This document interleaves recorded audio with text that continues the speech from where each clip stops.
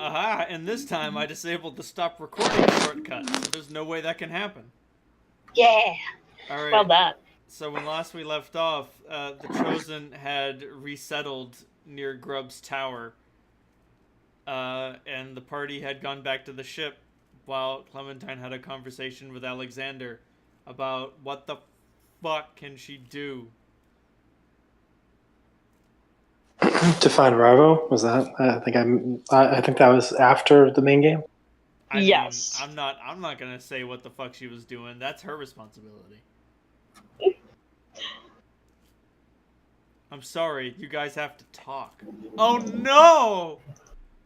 Conversation Oh no! in my RPG. We got a usually- roleplay in the RPG. I usually have a very good memory. So when you mentioned that conversation, huh? Yes, that did happen after game.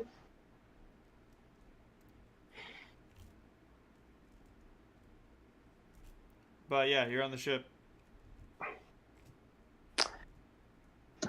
Well, we have the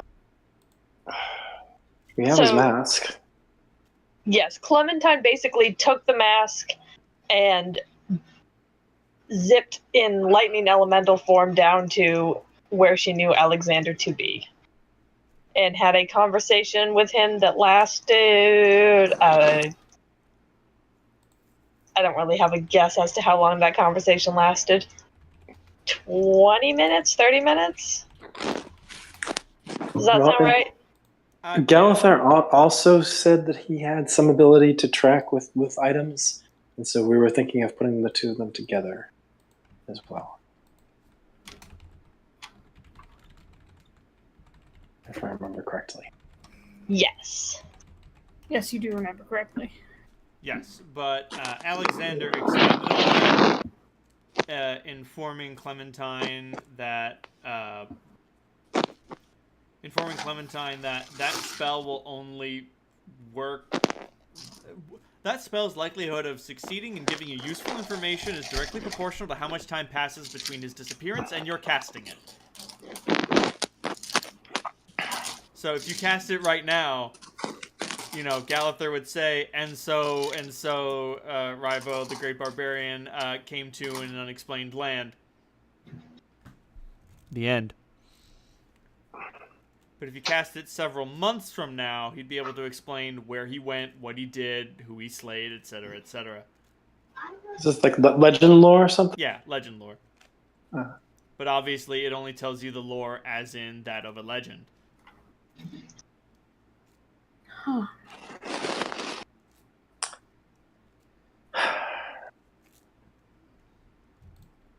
And regular scrying won't do anything? Nope.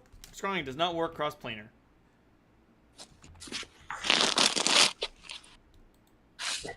Yeah, almost nothing works cross-planar unless it's specifically planar. Yep. And then it pretty much doesn't work for anything else.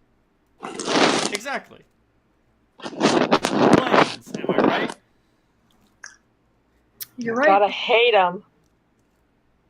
What? Planes are awesome. You obviously haven't gone to enough. We haven't gotten any. Send me to the one I'm looking to go to. No. Okay. Oddly enough, for characters though, we have not left this plane. I would say possible exception for hope. Well, also, you guys did go into the wilds, and you went in deeper than most, so that might technically mean that you entered the Feywild, or at least the outskirts of the Feywild, and you also did go to space. We went to the wilds, we went to space. I had a experience. You had some experiences, I think technically, that vault with all of the wealth is in an extraplanar space. This is true. Oh yeah, yes, you're right. So It's true. technically, we have been out of this plane of existence. You guys did go to the Infinite Consortium. We did. Which is technically extraplanar, although, like, not what you would generally describe as extraplanar. And Clementine's been to the astral plane. Oh, yeah, she did talk That's to true. Bokob there, and Bokob was like, what the fuck are you doing here? Now, if only I could remember. And she was how to like, do I'm my sorry, taxes. I'm high. the way that I remember what happens in fucking tabletop games. Am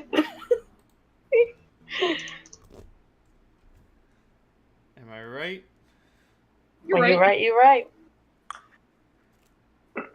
Well, I will attempt to track Clementine down as after somehow 20 minutes have passed. Yes, after magical 20 minutes have passed. Yes. You find her. She was right there. How did you miss her all this time? She's been right there the whole time. Jesus Christ. I know she's short, but that's no reason not to look down a little. She just disappeared into a strange pocket dimension. Mallet space, we call it. Yep. So did Alexander take the mask? Yes. Okay. He said that he would safe keep it and stuff. Okay. So Clementine returns Sans mask. You talked to Alexander about it? I did. And What do you say? nothing good. That he can maybe look into the planes and see where Rival may have landed, but basically, the longer we wait to contact him, the more actual information we'll get. They can only see where he's been, not where he is. So, like, right now, all they would see is that he just had disappeared into another dimension, which we know already. So we just have to wait. The rival's a fucking tough bastard, but there are places on the plains that will chew him up and spit him out, or shit him out. No.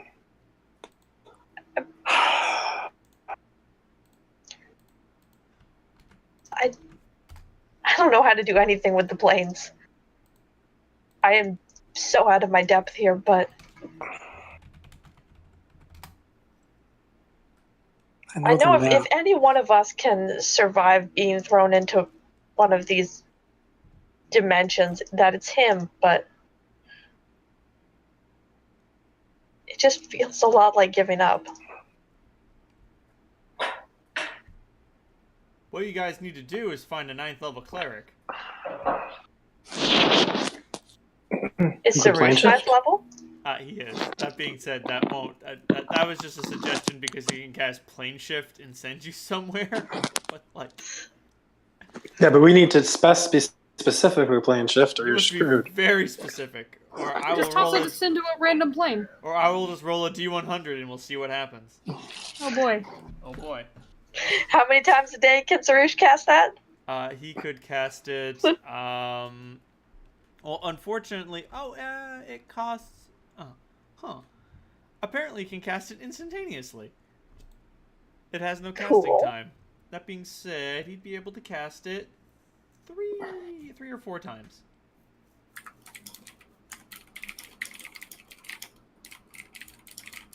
I mean, 3 or 4 times with a D100, that would only take like a few months. To get to a plane, yes. That would not tell you what plane he's been to. You cannot choose a subject. You can only choose a place to plane shift to. And even then, there is a D percentile in terms, 5D percentile in terms of how close you get to where you wanted to go. Every plane is fucking infinite. So that's not true. Some of them are finite. If you say you go, well, if the demi planes and the pocket dimensions, but like the astral plane, Shadowfell, those are all totally infinite. You're correct. I just wish I could tell him that I'm not giving up on him. He would never think that.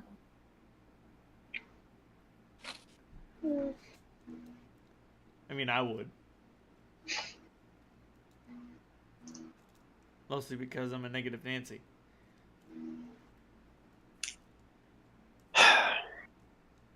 some of the planes have weird time shifting effects too. So you saw what what it was like before he walked in. They were kind of in glacial time. Bless you, Ziggy. So he's presumably not the same as them. See him afterwards, but maybe he is in a slower shift. Definitely increases his odds a fucking lot. You're absolutely right. Thanks, Solandra.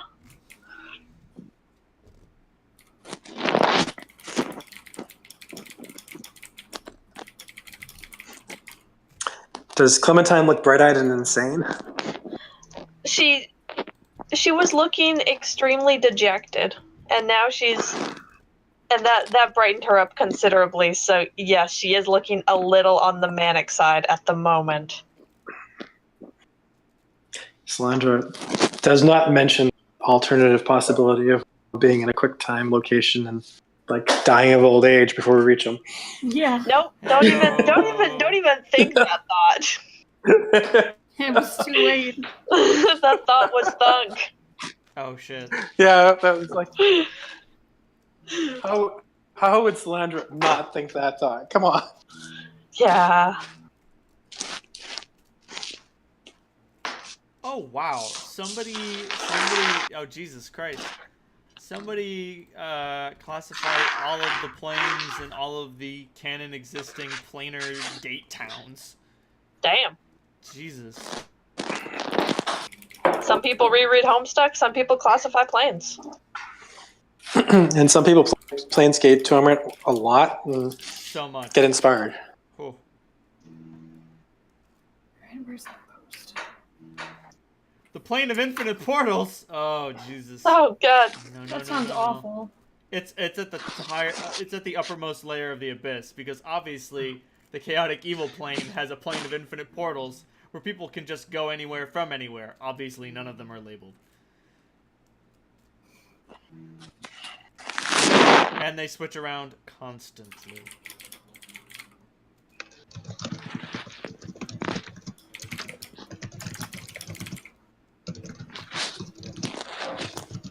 Well, I don't.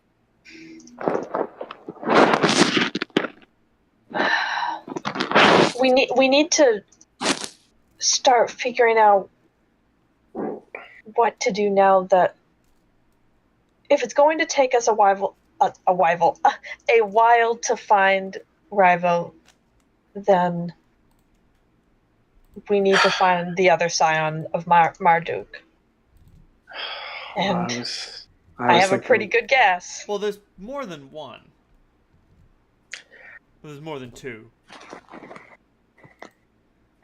Since when? I would say yeah, because Alexander kind of mentioned that offhandedly too, and Clementine was like, what, really? Also, didn't the Emperor himself tell you all that he used to be a scion of Marduk, but No, he told Rivo only. Oh, and Rivo obviously didn't tell anyone, because why would he do that? Yeah. Right. No, what Kira had mentioned to me is that the scions, she didn't know where those scions are, and that they seem to be tapping something outside of control. So was that misrepresentation? You'll have to repeat that. You cut out a little. Kira told Solandra that that essentially she didn't know where these other scions were coming from. Yes. That is definitely something that she said.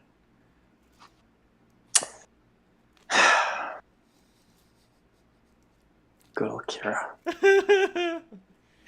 Sorry, you'll have to ask someone more knowledgeable, like Dogo. That's a great idea. He knows everything, and also never stops talking.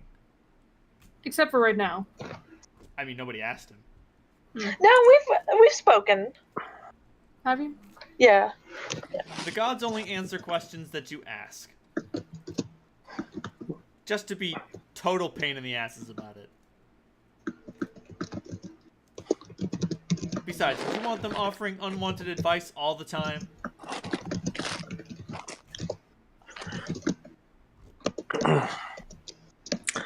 So our next step, what we had planned on doing after this was all said and done, was to try to track down the Marduk's resting place, to arm Rivo so that he could melt.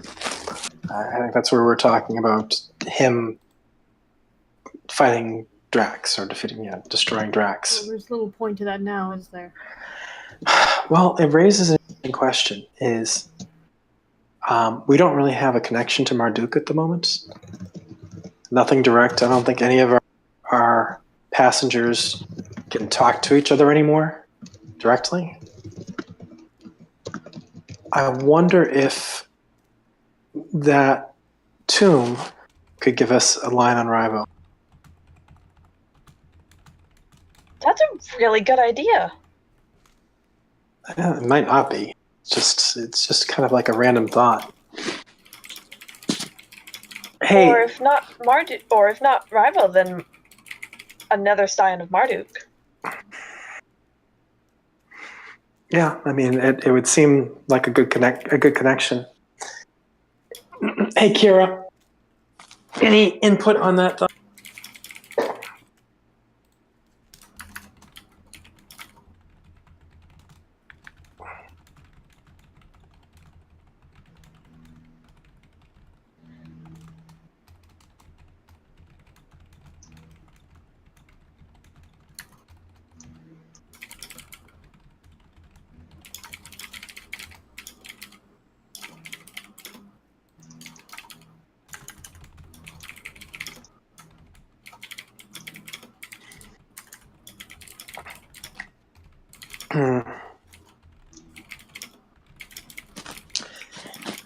She's essentially saying we should ask Marduk. In order to ask Marduk, we have to check his armor, which is in the fucking tomb, so it's a little circular.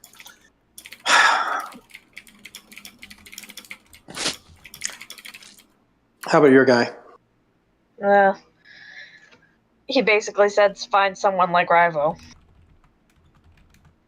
Oh, yeah, that's going to be fun. Clementine shrugs. When I talked to Alexander, he doesn't think that turning Selena is impossible. Well, hacking Selena. What the hell's hacking? It's something that Rub talks about. Like breaking her up into little pieces? Something like that. Tempting. Emotionally. Tempting. Well, what I mean is, say, again, assuming that fucking Kira is telling me something resembling the truth, say that these guys are tapping into divine powers. Uh-huh. Now, the downside of doing something like that is, while you might be drawing on those powers, you're creating a channel of some sort to that power. So what happens if you reverse the channel? So, I mean, it seems like they have some way of preventing that from happening, but it seems like there has to be some sort of connection that could be exploited. I mean, if anyone could think of something like that, it would be Grub. Yeah. And regardless, I think what we need to do next. I don't know how much longer Aziz's temple is going to hold. A few weeks at most. That's but Is that until enough time for shockingly Vindres? accurate. That's a shockingly accurate estimation. you told us last week. Oh, good. We observed the damage being done to the wards. So the problem is we don't have any fucking way of getting past Dreadnought at this point. We know that Vindres is for that, but I'm not sure what our timeline is. We could always go to District 2 and check on how they're doing. We just left them. He knows that. It's like we didn't put them into a time distortion area. Ah! Oh god, time distortions. They're opening up everywhere. The finnies, they're everywhere. Quick, put bullets in your ears. I mean, we could try going in soft, but I don't think we have the right skill set. I mean, it's like if we try going in guns blazing on this thing, we're gonna get demolished. I think. Absolutely. We could try going in sneakily, but we're kind of fucking horrible sneaks. There's something that I might be able to do if we had a way to slip past the barrier.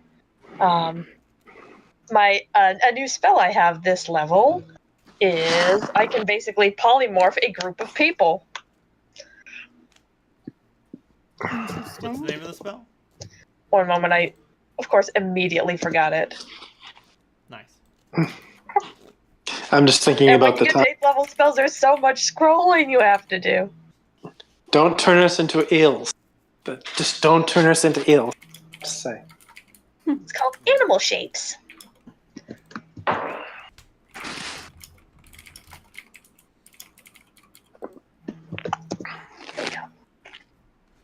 Well, I mean, you can only transform 15 people. Right, that's more than enough to get the 3 of us into in close enough to the temple. This is true. They probably wouldn't notice you. They'd be like, what? How did those dire wolves escape us? Fucking whatever. Or how did those teeny little pigeons or D2 equivalent Seagulls. seagulls? I mean, they're not seagulls, but they're still gulls. Yeah. You know, the most annoying birds. Oh god, obnoxious gulls wheeling overhead. Yeah. Ignore them. Screeching. I know Aziz's wards pretty well. Would we be able to get through the wards, or are they turned up to the point where we get smacked just trying to get through? I mean, the slow blade penetrates the shield, but like, you really don't know. You'd have to. We could try getting a message to him. I don't know if it can penetrate his ward. If he has it tuned right. Maybe Alexander's abilities. Yeah. He's on a different frequency than most of the rest of the shit. You damn right. That's a very good idea. That's a very good point. Let's ask him.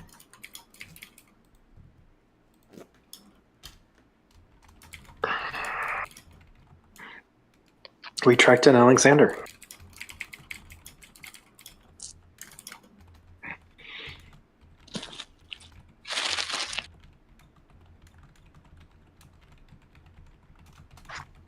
Is he right where I left him?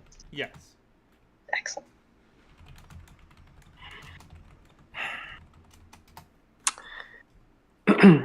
Alexander? Hello. We've been talking a bit, and one question we have for you is, would you be able to communicate with Aziz through his wards? If he is he human? He's a gnome. Okay. And he's an arcane caster and a... Okay. Yes, I will be. I would be able to, despite the wards present around his temple, I should be able to make mind-to-mind contact with a living gnome. Is he living? As far as I know. I don't think he is. Clementine asking the important questions. That's right. He had said he was some sort of thing. I forgot about that. But there was there was that tiefling woman there. She might still be there. Free, yeah. Yeah. Okay, I can do that.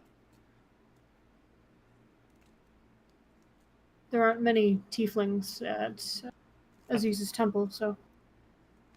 So it'd be easy. Okay, all right then. What do you want me to say? if I have a plan to get us in and past the dreadnought, if we can, I can shape up to, probably 15 of us, myself included, into anything really. So I was thinking if I turned us all into seagulls or something innocuous like that. Seagulls are not fucking the best choice for District 2. Regular gulls? It's a desert.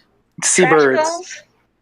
No, I described that gulls somehow live here just because they're the most annoying fucking bird. Okay. Sand gulls. Sand gulls. Sand gulls. I mean, there used to be an ocean. They live mostly by oases and water pumping pumps that they have pecked open. Don't ask how. And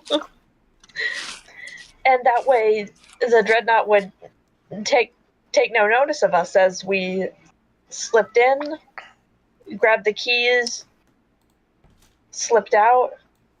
If he could just, if there's any way to lower the ward enough to let a handful of gulls in. I could do that. Yes. And that way we can get in, tell him what we're planning as far as reinforcements. Vindrays is planning on being able to help us take down that ship, but she needs a little time.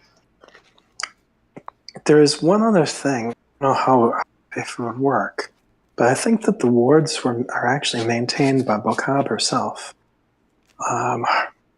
If there was some way of contacting her and essentially asking her for fucking her grace to admit us, that we intend no harm to the temple. I mean, I contacted her once on accident by doing a shit ton of whisper. What? You contacted fucking Bocab? Mention it? On accident? Yeah.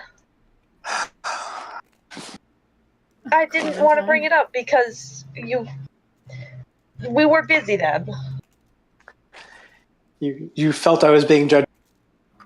No, that's no. Yeah. Okay.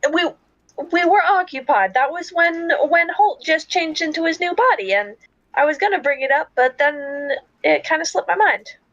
Oh yes, contacting a fucking deity is just. I mean, to be honest, Pidge, it was. To be honest, Clementine, it was pretty pedestrian. Yeah, it was like, don't drink the tea. Like, of all the gods and goddesses, Bocab is like one of the most boring. She's like, books, dude. And you're like, yeah, books, real neato. What about them? And she's like, fucking, what about them? What about them? What the fuck are you talking about?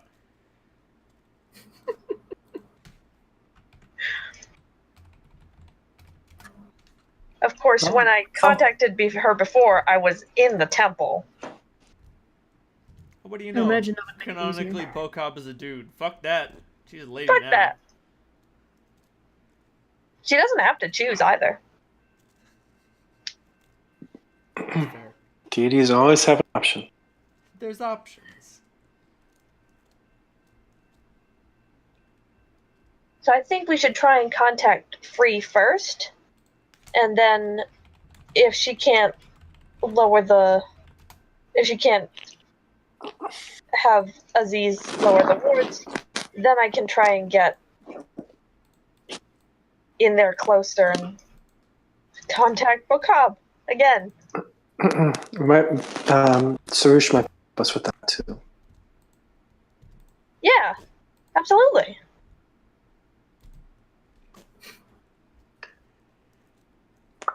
So her name is Free, she's a tiefling, and she lives in the temple, correct? Correct.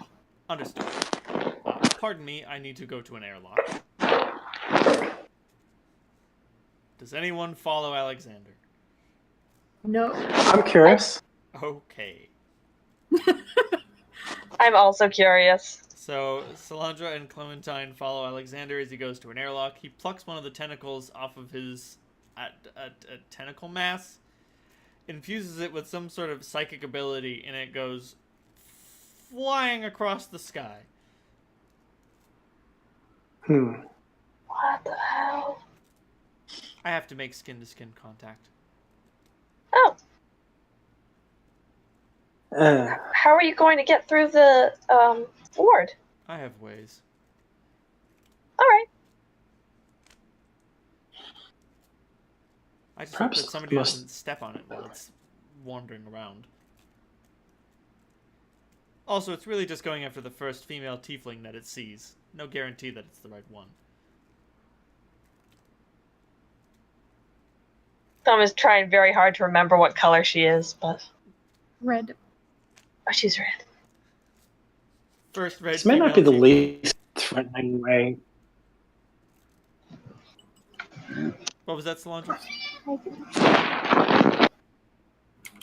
Threatening or approaching somebody. Well, okay. It has to wait until she is asleep, so we have until night. All right. All right, let's try to figure out what else we have to deal with. I mean, tracking down Rivo should be our number one. But I don't know if we have any leads aside from finding Marduk's armor. That seems to be the only and best bet that we have. So the other stuff that's going on is we need to fucking destroy fucking Drax, but we're hoping that Rivo and Marduk would help us with it and free Gadra. Valkyrie is saying that Alexander looks at Clementine with a stern expression and just says, "Did you forget about my history lesson already?" We have to go underground. Good. So Clem smiles. As As above, in- so below. District 4 underground city of you know what? I think so. When Alexander and I were talking, he was saying that all of this that's happening is very similar to everything that happened before during the was it War or Battle of the Four Winds? Battle of the Seven Winds. Battle of the Seven Winds. Because it was a single battle that just happened to last 100 days. Think So- about that. That's so long. that. Ugh. Folks must have been tired. Yeah. And so during that battle, the things that happened were above ground or from the sky. And Alexander has noticed several similarities between now and then, but now it's all coming from below. So he suggested that we look to the ground. There were a few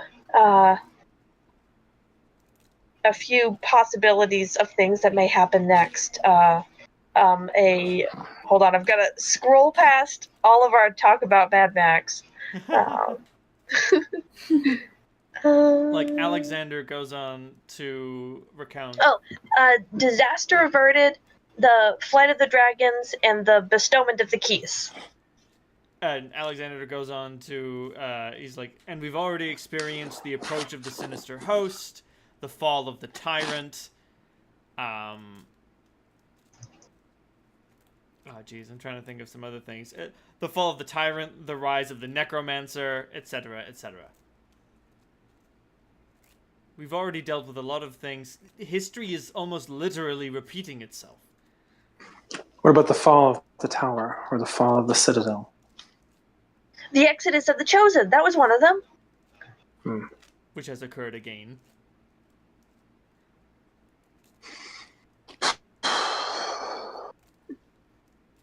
So, all right, we at least have some direction.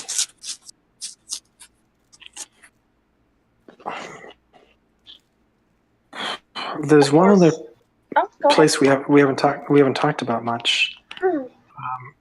District 5. They're kind of still at fucking war. They've always been at war. Not It was really. a very cold war before. I mean, they worked together with us in the Hill Jungle. Now, admittedly, they fucking screwed us really badly, but that's something else that if we're curious, at the least, would mean that we need to have District 5 reunited and working with us.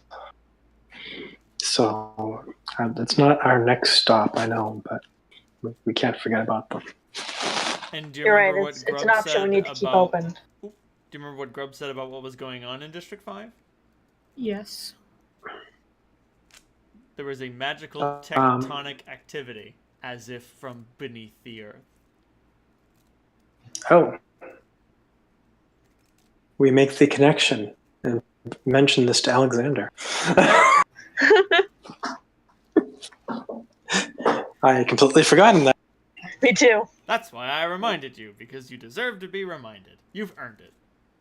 Thanks.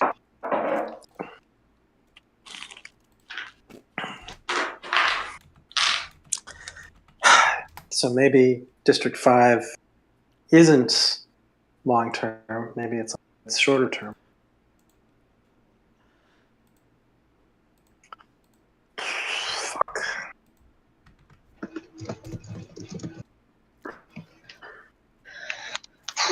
Didn't someone tell us to look for the drow too? Clementine suggested you guys look for the drow because her drow Grampy is a drow, and that you'd have your foot in the door. If we're going underground anyway, it may be one of our best ends. Still, as of yet, the closest lead that you have to the location of Marduk's hidden underground city is that you should follow the waterways. It is not a great lead, but hey, whatever, just going down into the sewers. What could possibly go wrong? Toxic rat shamans, dire Otyugs. Yeah, Yeah, but it's we were fine. like level 5 when we fought those. We're fine. 6. I mean, there's definitely worse things the further down you go. It's strange how that works.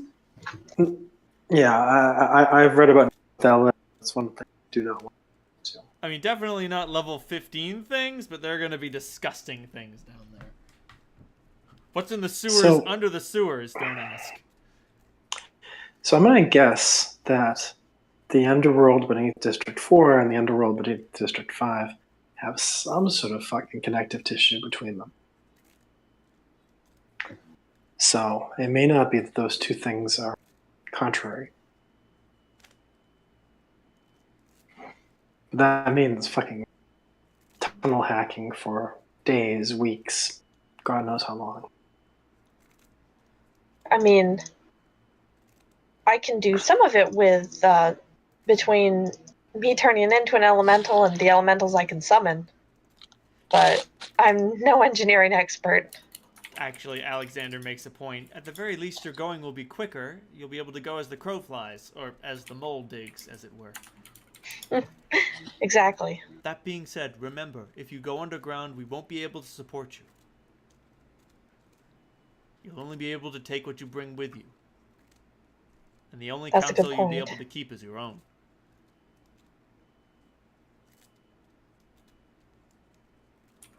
You're right. We probably have to bring the fucking cat with us.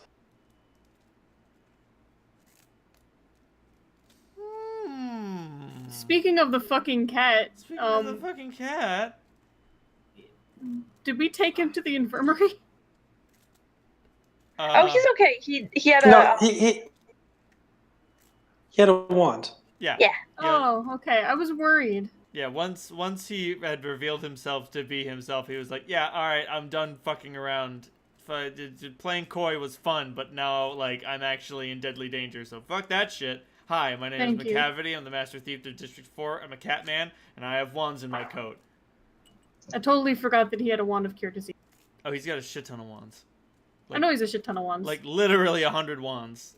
I want to find, like, 100 of the most useful spells. You know what? I'm going to find a list of the top 100 most useful spells. Good. So now that Cheech is alright, one thing that I would like to do, I don't think I'm with you guys. You have just been talking to Alexander outside the airlock this whole time. Yes, because we were curious and wanted to see the magic. Fair enough. I'd like to track down Lobo. Oh no! Oh Christ! That's true. No one's told him yet. Oh no! So you track down Lobo.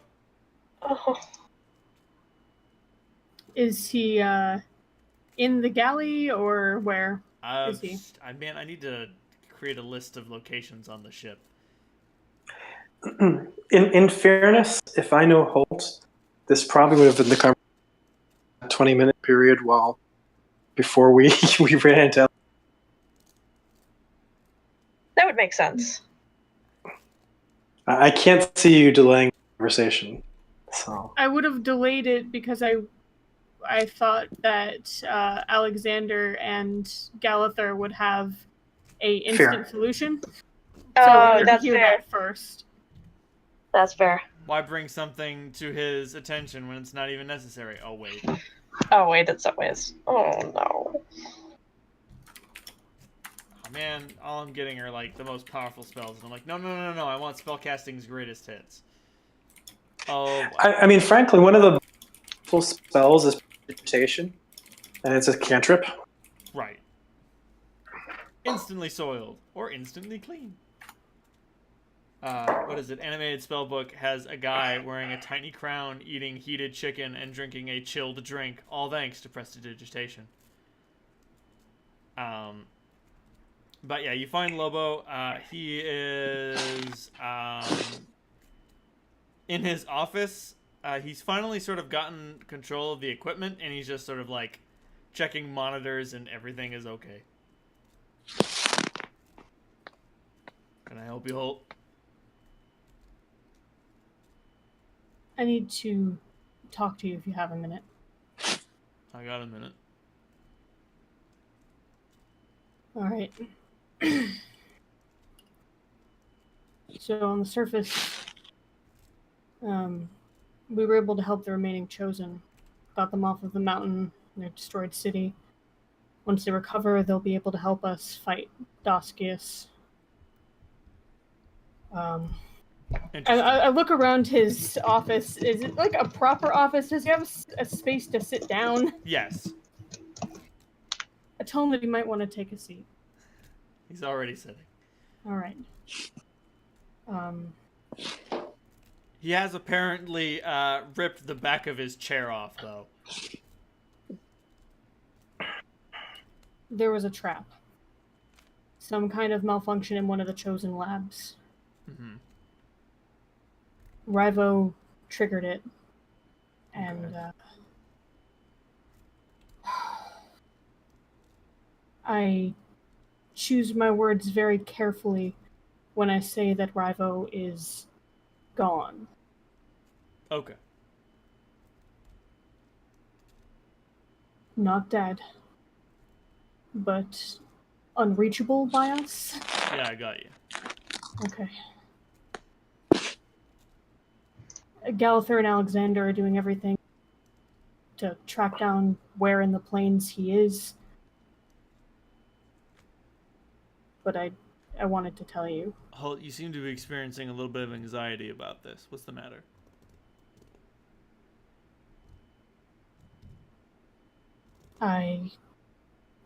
It's nothing. Bullshit, kid. I expected to have something more concrete to tell you. I wasn't sure how you were going to take it. Okay, you've got to understand, Holt. Every single one of my students has died. Every single one. There are two ways you learn to deal with that. One, you learn to deal with it or you don't. One, you deal with it. Two, you don't deal with it. I deal with it. Every single pupil I teach, I learned to expect them to die. I had a little funeral in my head when I sent him into the arena for the first time. And when he came back, I didn't take that funeral back. Because everybody dies, kid. Everybody. Nobody lives forever. Nobody should even want to live forever. So when you say, if you had said he was dead, I'd have the same response. But you'll see me let loose a tiny smile. Because he's not dead. He's gone. Halt. You need to accept that people die. Everyone you know, everyone you love is gonna die. You're from District 6. You should know this already. How did you know? You smell of it, boy. You think I don't know a native when I look upon him? If anyone knew, it would be you. When someone who is from District 4 is happy about being from District 4, that means they're from District 6.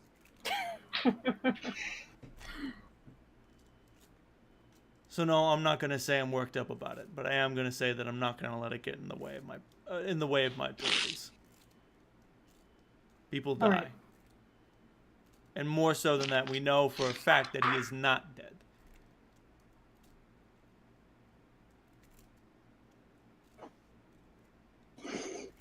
Rivo's smarter than you think. He's not gonna pick a stupid fight. He actually only picks fight. Though. Oh, he will, but he's good at picking fights that he'll win. Anyway, thank you for telling me. Of course. The only thing worse is if you had tried to hide it from me. Never. Good. And with that, Holt will leave him to his duties. Go find the others. Good luck, Holt. Thanks, Lobo.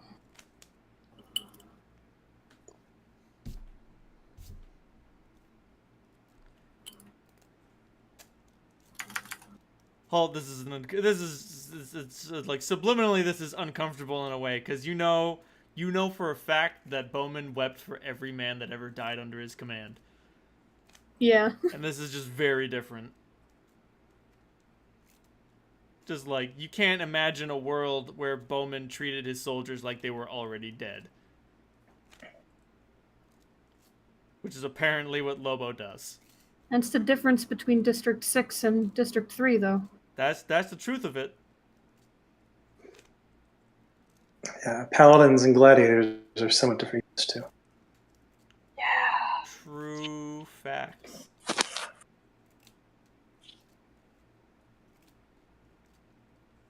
Anyway. Holt, Yes. what was it about the cat?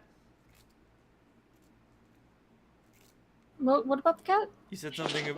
Somebody mentioned the cat, and you said, "Oh, I gotta find the cat," and I was like, "What?" Oh yeah, it was me. I was worried that he was okay or not. Oh, okay, got it. I forgot that he cured himself. Speaking of the galley, he is currently making Taga's cooking duties much more difficult. I'm gonna go in and rescue my friend. Do you pick up the cat? I do. He lets out a meow. Oh, come on, you're gonna get fur and everything. He looks up at you with a very upset look on his cat face, upset that you've spoiled his fun. I don't want to be picking cat hair out of my teeth. He was knocking pepper shakers off tables and walking in between his legs. No, I'm gonna pick him up and I'm gonna just hold him like a baby.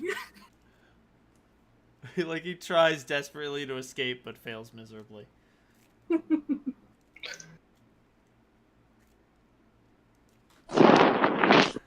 Rude. Oh, come on, I'm allowed to have fun too. Fair enough, fair enough. Besides, if you didn't want belly rubs, you wouldn't have made your belly so soft. Oh no! My only weakness! Tiny hands! Tiny hands!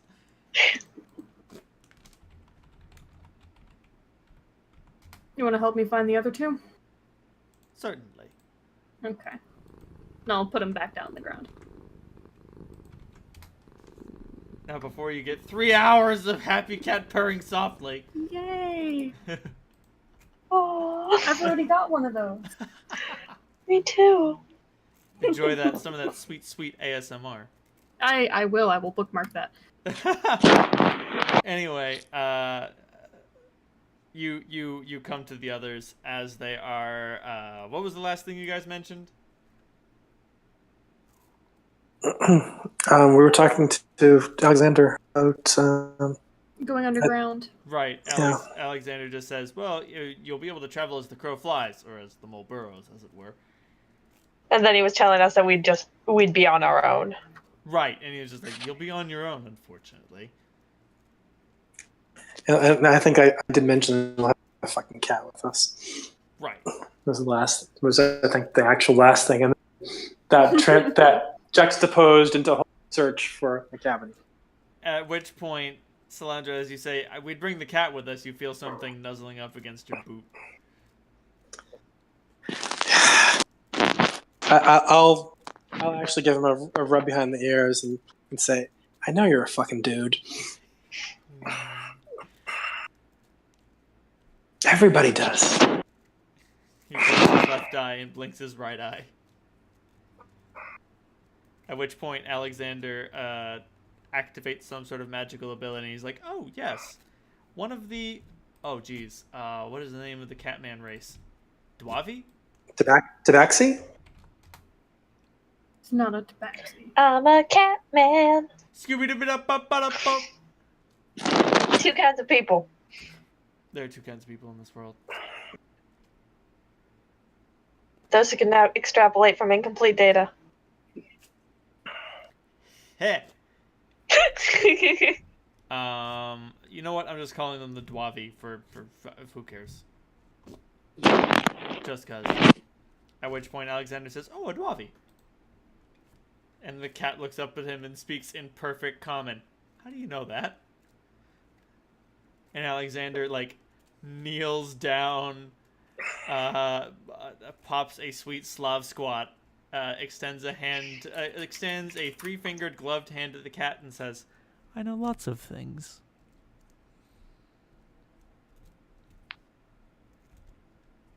More so, I know that the Dwavi live underground.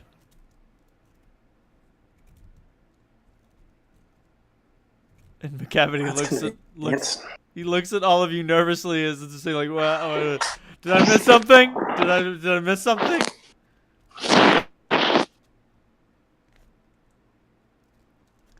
That's convenient. Very convenient. You don't know how long I've been meaning to drop this bomb on you.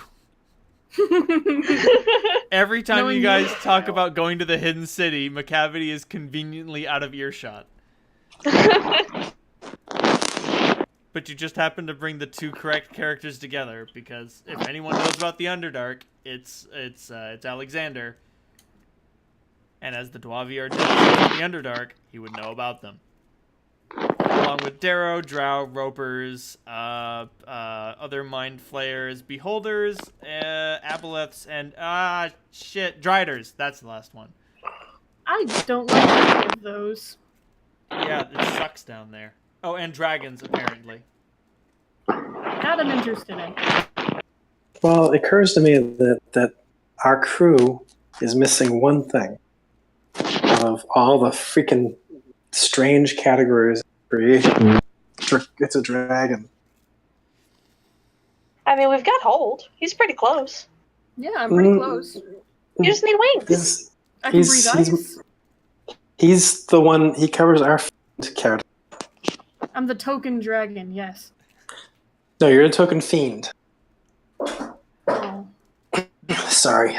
McCavity speaks up and says, "Sorry, Holt, you're nowhere near as tough as a dragon." No, I know. Have you met one?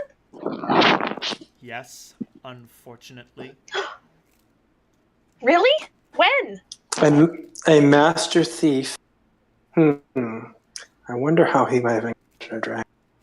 let's just say I picked my mark very well, and even though I failed to steal anything, I was able to provide something of equivalent or greater value to cover up my fuck-up. It's important that we all learn our limits. This was me learning my limit.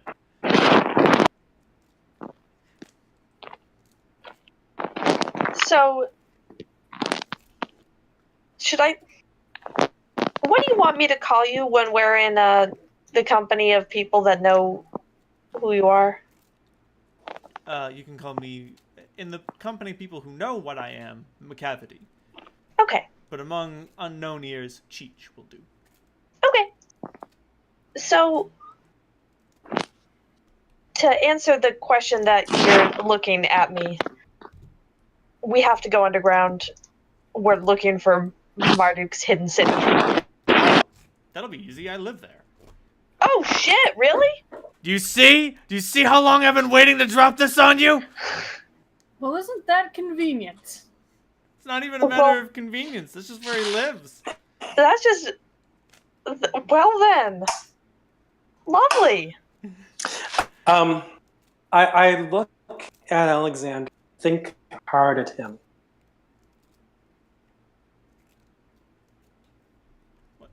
What do you think? What I'm thinking hard. Please mention to the other two.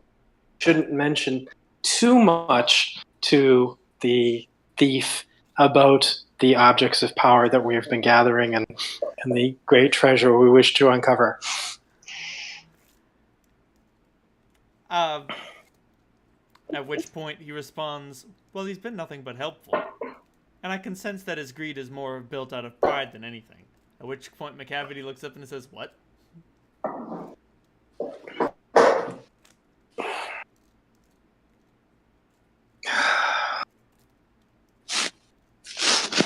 The point is, I don't think you'd take anything that belongs to us if it would interfere with our goal. And he says, no, all I've been doing is pocketing gemstones while no one's been paying attention. That's fine with me. We would have just get... We knew you were stealing. Sure, if you weren't. Oh, yes. I didn't know. Clementine lies. Roll bluff. I fail. Oh, shit.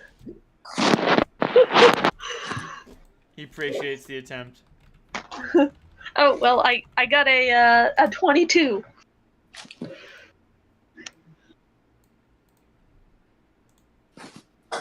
I don't even think he needs to roll to work on that.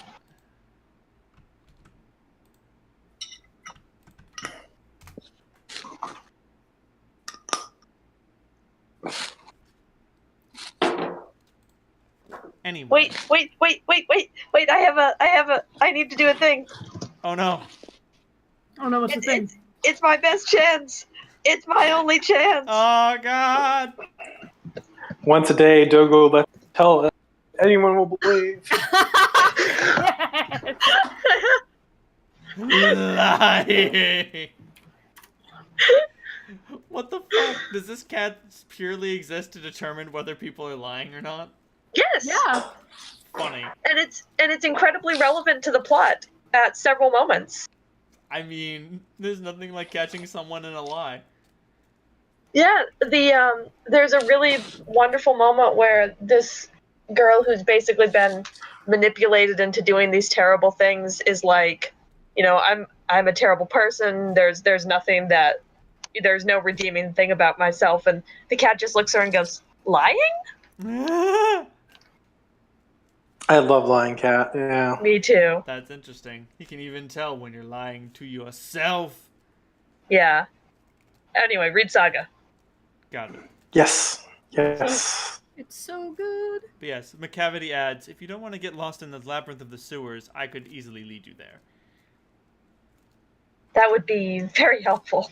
It's one of the reasons why it's so difficult for people to catch me. I don't live in the world bazaar. I live underneath it. And so you would know then how easy it is to get underground from there. Exactly. Wonderful. That being said, Clementine kneels down and gives him an affectionate scritch. That being said, I don't delve too deeply into the Underdark, so don't even bother asking me about that. I took one look at a Drider and said no. That's the correct response, I think. I don't know what treasures lie down there. I mean, besides dragon hordes, but okay. So there was the Drider, and then there was the dragon, and at which point I realized that I'm over my head. I'm going to go rob the Street Queen instead. Consider That was probably sentence. a very good idea. Hold, you know about the Street Queen? I do. Oh fuck, what's her name? I don't remember. I can roll a knowledge local. Yes. Griot. Alrighty. I'm gonna steal that shit. A natural 20. Fuck. So a 23. Hey. Griot, the Street Queen. So, like, the Duke is the master of, like, buildings, but Griot is the lady of the streets. You hear about her a lot less because she doesn't... The Duke, as he's got his big gun, and he likes to play party, and, you know, he's got his, what's the name of his fucking club? It's got The Chaos Forge. The Chaos Forge, that's it. You know, he's got his big palace at the Chaos Forge, but, like, Griot, the Street Queen, she's much quieter. No less dangerous, subtle. but quieter. Exactly. Her enemies, like, when the Duke has a problem with someone, he hires some bounty hunters that storm his house and, like, burn it down and shoot him, you know, real loud, like nobody fucks with the Duke, etc., etc. When Griot has a problem with someone, you probably don't hear about it, and then they just sort of end up dying. But, like, hey man, in the World Bazaar, people get mugged all the time. People get murdered all the time. It just happened. So, like, Theon was fucking around with something he probably shouldn't have been fucking around with, and he ended up dead. Nothing to worry about it. But the issue is simply... Sort of like He shouldn't have been doing that thing. Shouldn't have been a more of a Kaiser Soze approach to things. Exactly. Aye. But everybody whispers about Griot, the Street Queen. So, the cavity. Mm-hmm. What did you take from the Street Queen?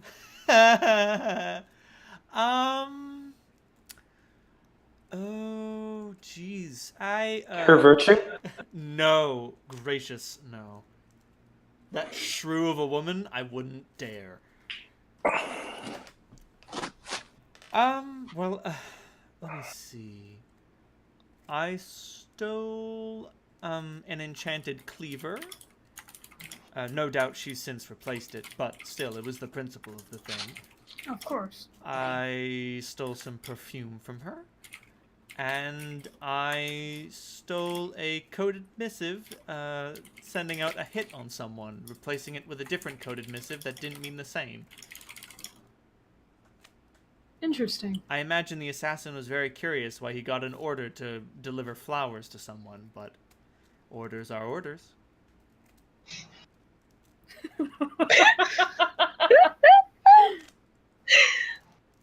Thank you. Oh, I and needed that. obviously a very small pile of jewels. Oh, of course. Of course. Who could resist? They're your favorite. Not I. Marvelous. You're growing on me, buddy. What can I say? Like fungus. I like fungus. Fungi. Yeah, he's a fun guy. Hey! Hey! Fuck. Please, I don't want to deny more gifts from Myconids. Wait. Alexander, I Clementine They're pressure without your influence, and it terrifies me. Sorry? I said to Alexander, without your influence, and it terrifies me. You cut out again. Oh, crap. I try to imagine Clementine without your influence, and it frightens me. Alexander just Because said, exactly, and that's why I got involved.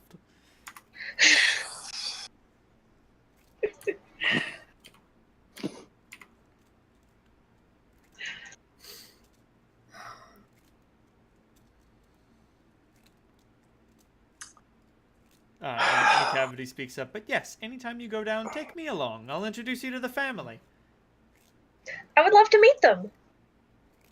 That's what they all Sounds say. great. I don't carry on anything on me that can't be replaced. Oh, no, I'm the only thief among them. Well, except for the twins.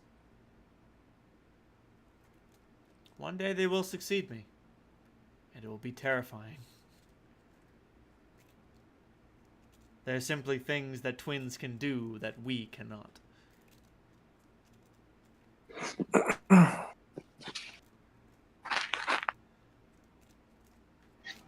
Clementine ruminates on that ominous message.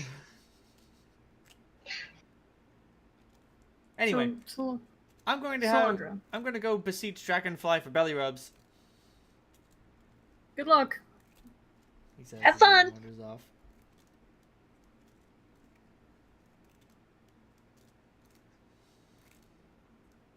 Is Dragonfly one of our giant No, Dragonfly Dragonfly is is one of... one. Oop, one No, of Sarusha's attendants? yes. Go ahead.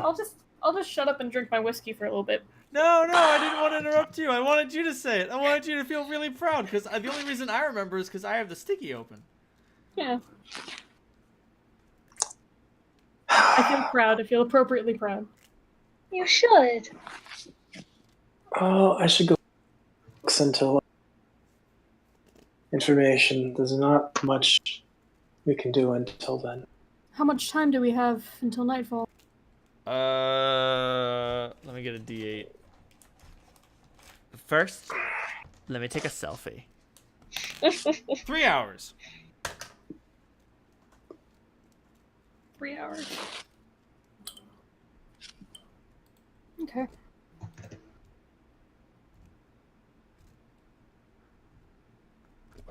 All right, I go to my room. I study and meditate. Since I leveled up, I have some work to do. Let's get down to business. To go read some books. Yeah. Says Holt, currently illiterate. I'm not illiterate. That's what they all say. I'm not. Anyway. See Jill run. I will have you know that I can read in Common and Infernal, something that you can't do, Sandra.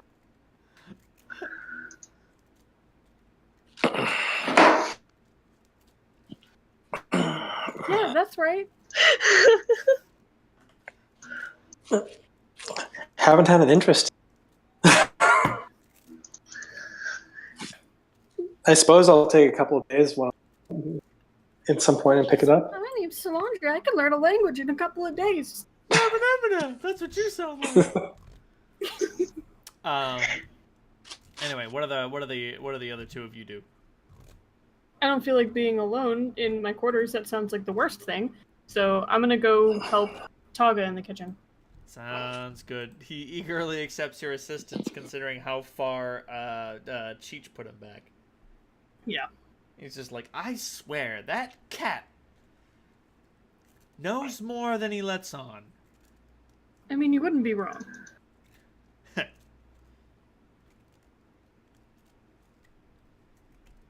And Clem, what do you do? I don't know what she's doing, but boy howdy, she's not going back to her room to sulk and cry for a long time. Oh, nah. thank God she's not doing that. That would be just awful. That'd be a terrible, terrible thing to do. Oh man, awful. Miserable. Thank you.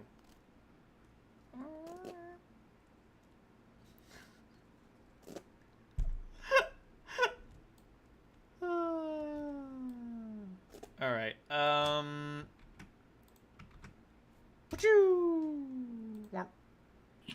So now you guys have a assistant helmsman. Yay! Whoops.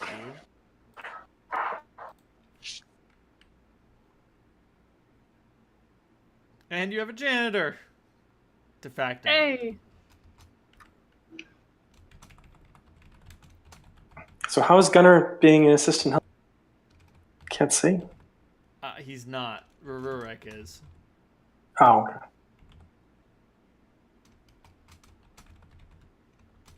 Yeah, we have to solve Gunnar's problem at some point. That's probably a good idea, yes. Actually, that's something else I was planning on doing, is introducing Gunnar to Sarush. See if Sarush has any ideas, or frankly, fucking, what's his name? Zoltan, too.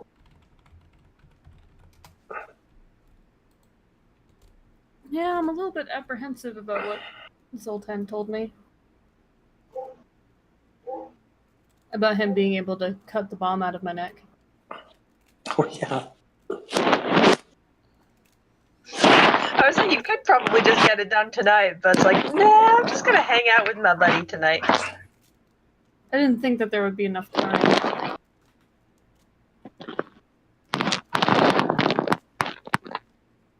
Yeah, it's probably going to take a good half a day.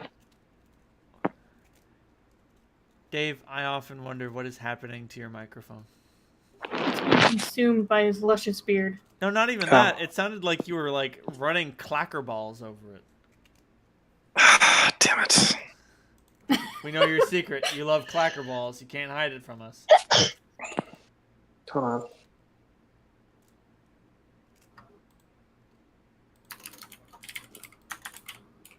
It shouldn't be rubbing against my... How's that? Much better. Better. I mean, that's not necessarily what's happening, but that is what it sounds like. Huh. Okay. Holding it vertically face at this point. So you bring Gunnar over to Sarush, and let me look at some shit.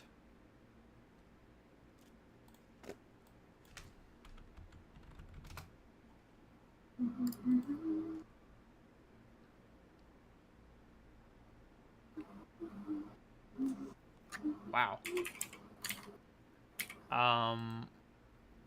Do you just tell Sarush that, like, hey, this is my friend Gunnar. His two friends are dead, and he needs them to function.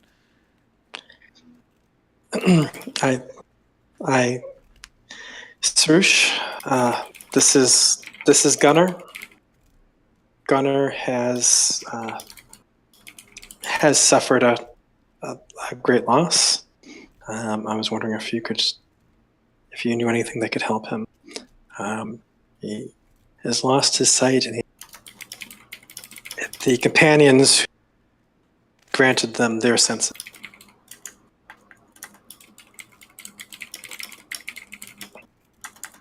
You cut out a lot. You said he has lost his sight and his companions, and then nothing. Oh, the companions are granted. Oh, you cut out again. Fuck. Of course, we get the expletives. You know, this is like JJ's killing me all day.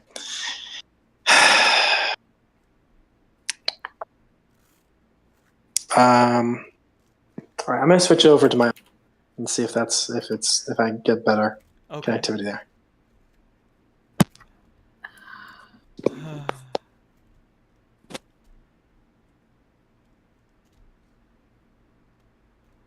I am an idiot.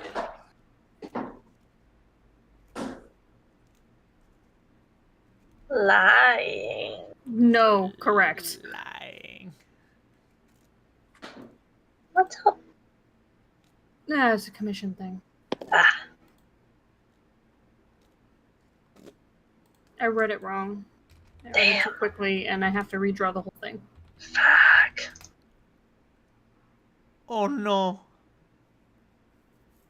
It's I fine. am very sorry. That sucks. If you can hook Sarush up with 50,000 gold pieces worth of diamond dust, he can bring him back to life easy peasy. He can what now? What? He can what now? You fucking what, mate? Resurrection? True resurrection. If you can find some piece of their bodies, you can use resurrection instead. Who are we Not on talking my about? watch. Gunner's companions. Ah, okay. Right. So you bring that up, and Sarush says, "Oh, I can restore his sight. It should be simple. If you could guide his hand onto my carapace." Gunner's ears twitch at the word carapace.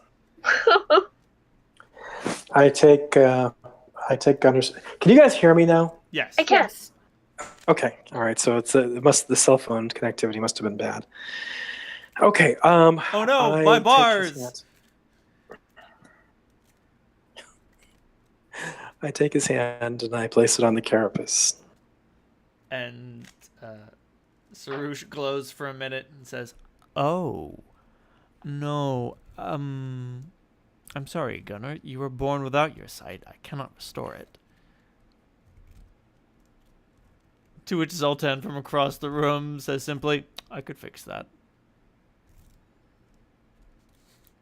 Sarush's attendants look over nervously. Just because Zoltan, they'll tolerate him. They won't get upset with him, but Zoltan rubs everybody the wrong way. He just does. It's his natural state of existence.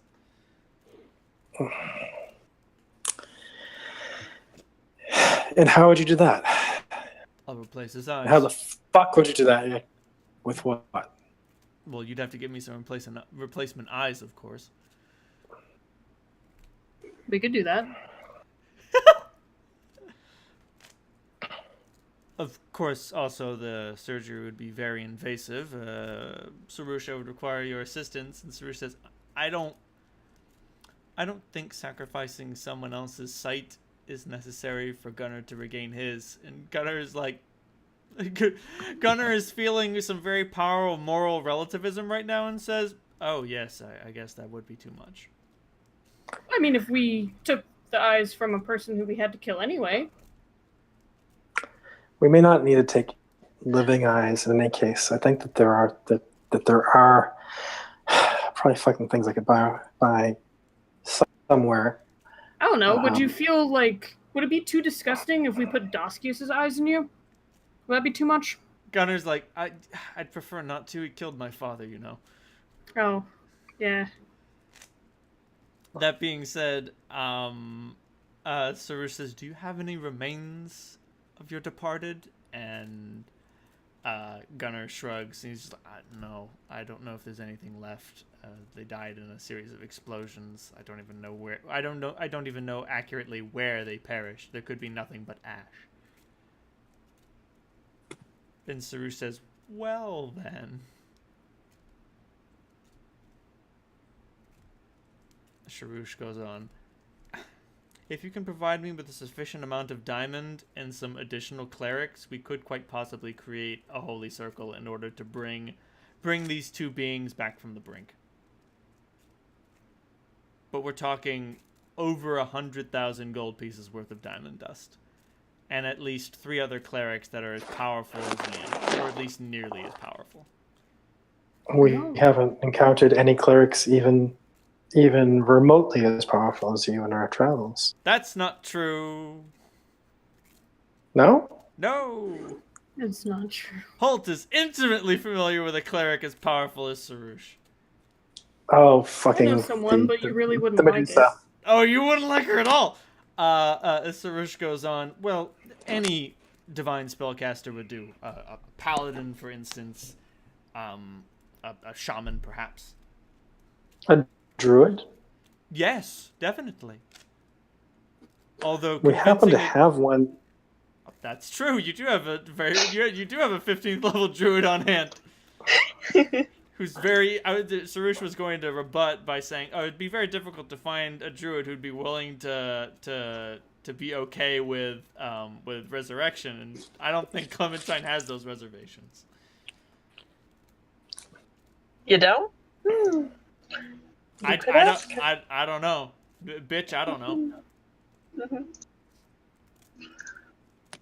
But yes, Sarush does bring up that protest, but you mentioned we have a powerful druid and says, oh yes, I guess we do.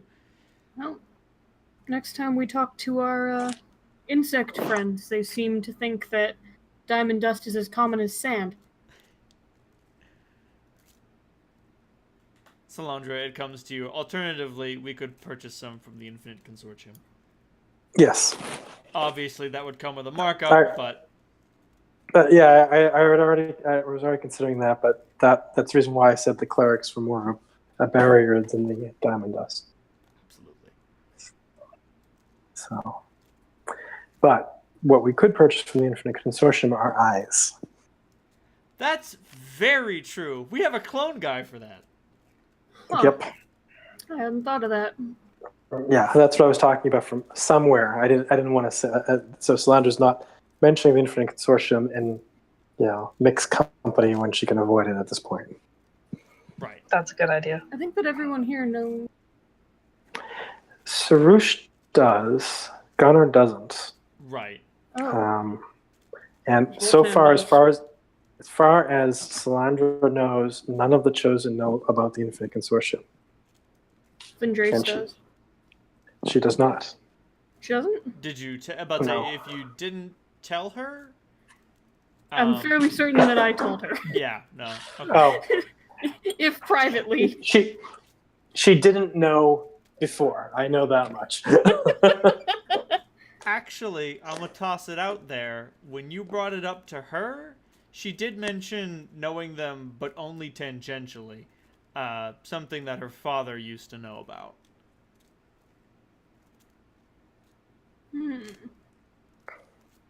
So, I mean, But- it's very clear that she didn't know as much as you, and you can tell from her conversations that it's probably clear that her father didn't know as much as you either. In my mind, it makes sense that Emperor Aspertine would be aware of the Infinite Consortium and just think, you know what, I don't want to let my people know about that. The next time I have a good bit of time to rest and to learn spells, I'll get that spell and see how much a couple of fresh eyeballs will cost. What's the spell level of Consult the Consortium? 4. Okay, I always forget. It's stupid high for no reason, just because they want to weed out the plebs.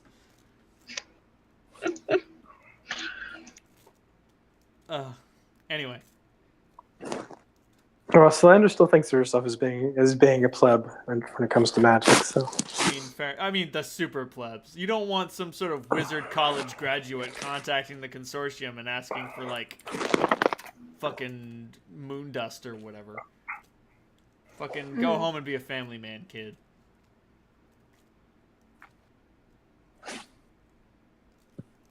Anyway, where to now, folks? We're pretty much we're- killing time until Alexander gets a message back from Aziz's temple. And anytime you want that to happen, y'all can be like, and we wait for that to happen. Yep. Okay. Yeah. There is a psychic palaver. What exactly did you want Alexander to ask Aziz about? If it would be possible to lower or alter the wards enough for us to come in under the guise of animals. Got it. Specifically, some gulls.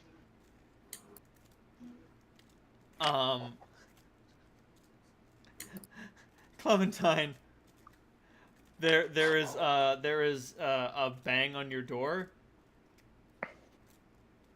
Jesus. Like a single. Clem jumps up, hurriedly tries to pull herself together. Yeah.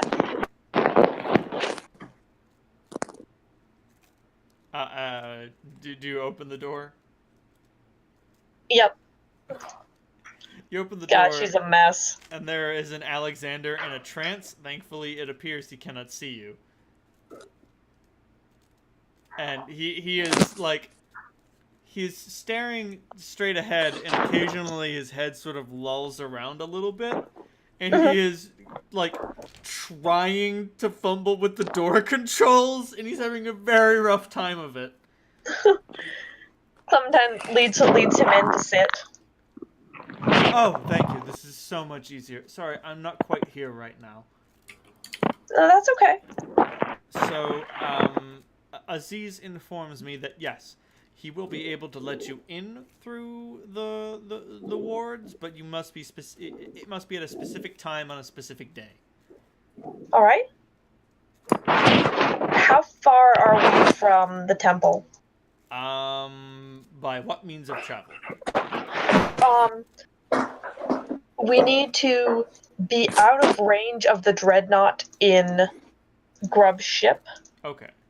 And then from there, as the gull flies to the temple. Okay. It would probably be like a 3-hour gull flight Okay. from where your ship feels comfortably out of range. And how close is the ship to there now? Like if I said, 5 p.m. tomorrow. If you said 5 p.m. tomorrow, you'd probably be waiting an entire day because, like, your ship is in District 2, so it would take them, like, I don't know, 40 minutes to fly to that range to the temple. Okay. And Grub's tower is located pretty centrally. Gotcha. Basically, I think we should all sleep before doing that, so us spellcasters can top up our spells. Oh boy, what a good idea! What a good idea! And then, so as the gull flies, about 3 hours. So let's say 10 a.m. tomorrow. Aziz can make that happen. Thank you, Aziz. Or tell him thank you. I'm not sure how this works. At which point he sort of comes out of it, reaches his hands up to his eyes, wipes them a fair bit. Gracious, that was complicated. Are you alright? Yes, no, I'm fine. I only hope that Free doesn't develop a somnambulant inclination. Does that happen a lot? The only way I could get her to properly contact Aziz was... I know a spell called Dream. So the tentacle went into her ear while she was asleep, and I was able to contact her while she was dreaming. I don't have to sleep, but I am capable of entering a sort of reverie state. So she was able to sleepwalk to Aziz, and I was able to compel her mouth to speak from a distance. Meanwhile, I was utterly incapable of sensing the world around me, hence my issues with your door.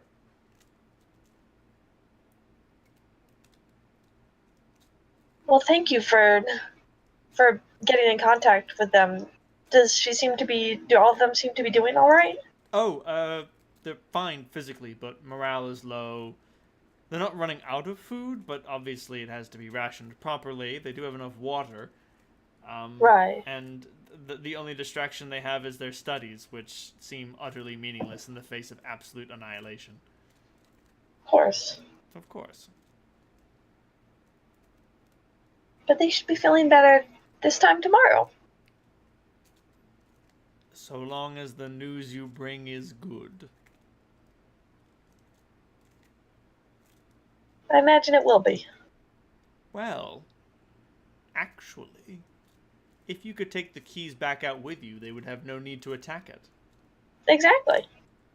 Oh. Clever girl. The only one that we would be unable to remove is Marduk's key, and Selena has that. Clever. Clever. That being said, that's obviously going to get Doskius in quite a huff, and there's no doubt in my mind that he will come after us. Right. My concern is that he would try to blow up the temple simply as in anger. If he did that, he would only be wasting his munitions. I wonder if it would be wiser to not tell him what we had done, so we know exactly where he is. Unfortunately, that will mean sacrificing the students. When he gets through the wards, he will destroy it regardless. That's true. We don't. So it doesn't. Vendrays won't be able to come up with her opposition that quickly. Then. Not unless you assist her. Understood.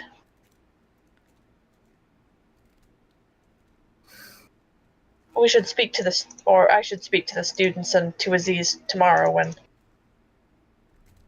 figure out what our best course of action is as a group. I should hope that you speak to them. It would be very rude for you to sneak in, take the keys, and then leave.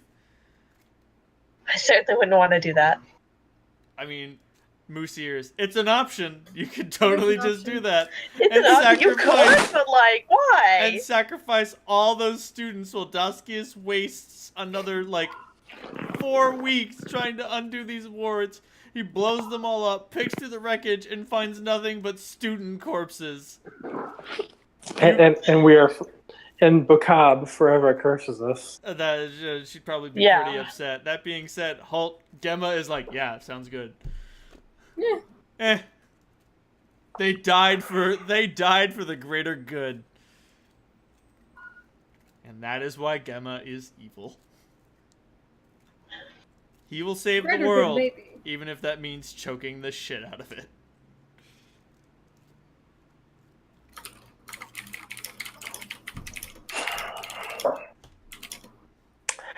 Really, the best course of action I can think of is if after Daskius. Oh, I'm not. Yeah, this is. Yeah, since this hasn't been brought to us yet. Never mind. I was like, Solandra, when did you get here? Please, none of that.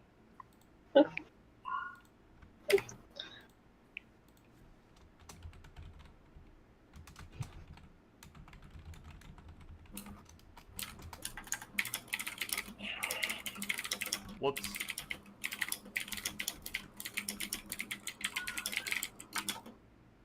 Anyway, Clementine, what do you do with this information? Your opponents can't search.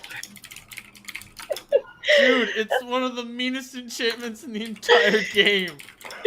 And it's so fitting for the moment in this game.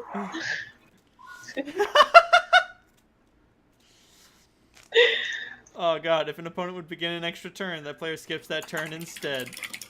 I just love it. This gigantic barbarian is just choking the shit out of this little Melvin. The Melvin is like, please stop choking me, and the barbarian is like, no. How about a big no on that one?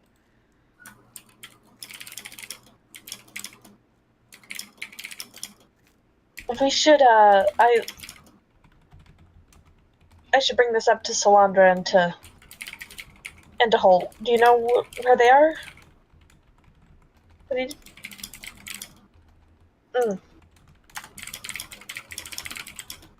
I'm gonna look for Holt and Solandra. I think at this point, Holt, what are you doing around bedtime? Talking to Gemma until I feel tired enough to go to sleep. Fair enough. That's gonna take a while. Yeah. Do you want me to roll for it? Yes. Okay, what am I rolling? Pure Constitution. Alright. Roll over. 25? 25. Oh, shit, man. Sleep? What's that? Great. And I mean, thankfully, the good part is that you do actually feel, well rested. It's not like that insomnia, I can't sleep, but I want to. It's that I'm not even winded. Yeah. So I'm kind of just staring at the ceiling and talking to the god in my head. Man, it was so much better when Vendrays was here to cuddle again. Yeah. Yeah. Don't talk to me about that. Oh, I'm sorry. By sorry, I mean I absolutely had to bring it up because I'm here to ruin you. You suck. Solandra, what are you doing? Well, I would have been updating my books. I don't know if I have time to do a new spell scar, so I think I have to just scribe my new spells and get my spells back. So unfortunately, the downside of being an arcane caster is it takes time. at Wall of Denial. It gives a discerning wizard everything he needs. Time to think. Sadly, when you don't have that, things can get bad. But yes.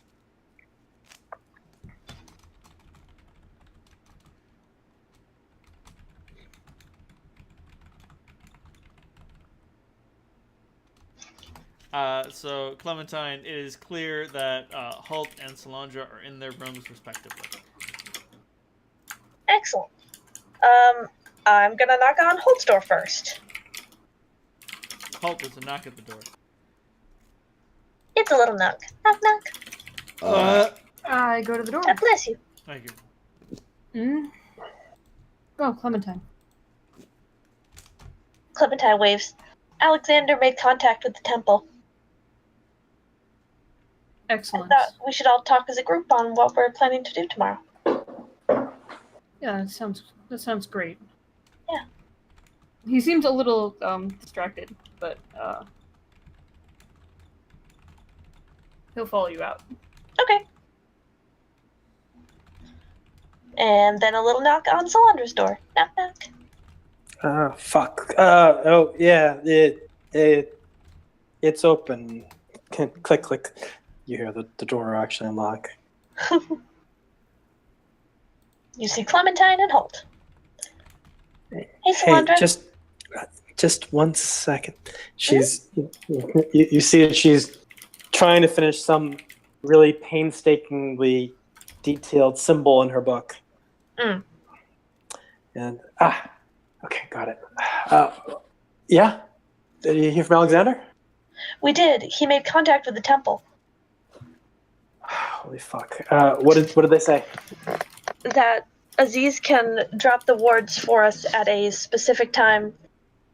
So we're going to fly just outside of Doskius's range in the Dreadnought and then go in as gulls. We're going to drop into the temple at, I would say, 10 in the morning.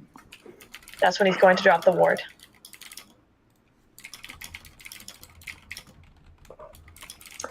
All right, that should work. Good. Yeah, so I had an idea as well, and I wanted to bring it up with both of you. If we're removing the keys from the temple, then Doskius will have no reason to keep firing upon it. He'd have to find that out, but yeah, if he doesn't find it out, things will get ugly. I think between the two of us, Solandra, one of us can figure out how to get him a message. One thing Sometimes kind of cringes at the thought of sacrificing a pigeon for this. One of the things that I've been thinking about a little bit, particularly with Rivo out of the way, and this is open to you guys and your passengers. If there's some way of pointing Daskius at Drax, I mean, after he leaves the temple, he's going to need somewhere to go and someplace to fucking blow up. He's running out of options. What would persuade him and his fucking scion of Marduk Pet to go after Drax? A key. Right. Bait. I was thinking that, but the idea of leaving one of the keys with Drax, Again. we'd have to fucking fake it somehow. Is this a worthwhile avenue to explore? I mean, again, I've got a big fucking little brain, so I'm not sure. But it seems like we have two free floating fucking pains in the asses, and I would just love to put them together. That's a really good idea, Solandra. I don't think it's liable that they would join forces, given what Drax is like. So Right. Huh. I wonder if your uncle may have some ideas. Well, he's a tricky son of a bitch. It's a good thought. But I like the way you're thinking. And that would... How do we get him to take the bait? That is the million gold piece question.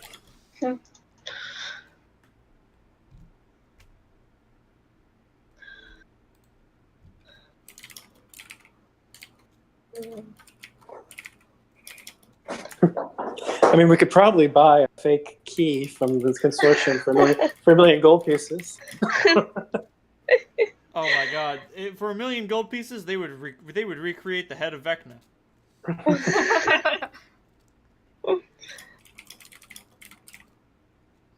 That's a very good thought. It's already taken 3 lives.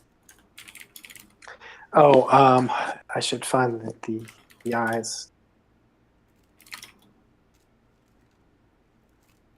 You mean the goggles? Oh no, the eyes. Oh, for Gunner. Oh, what do you think of that? What? The idea of... Oh, go ahead, Solandra. It's your idea. Oh, Solandra was like just starting to cast the consortium spell, but I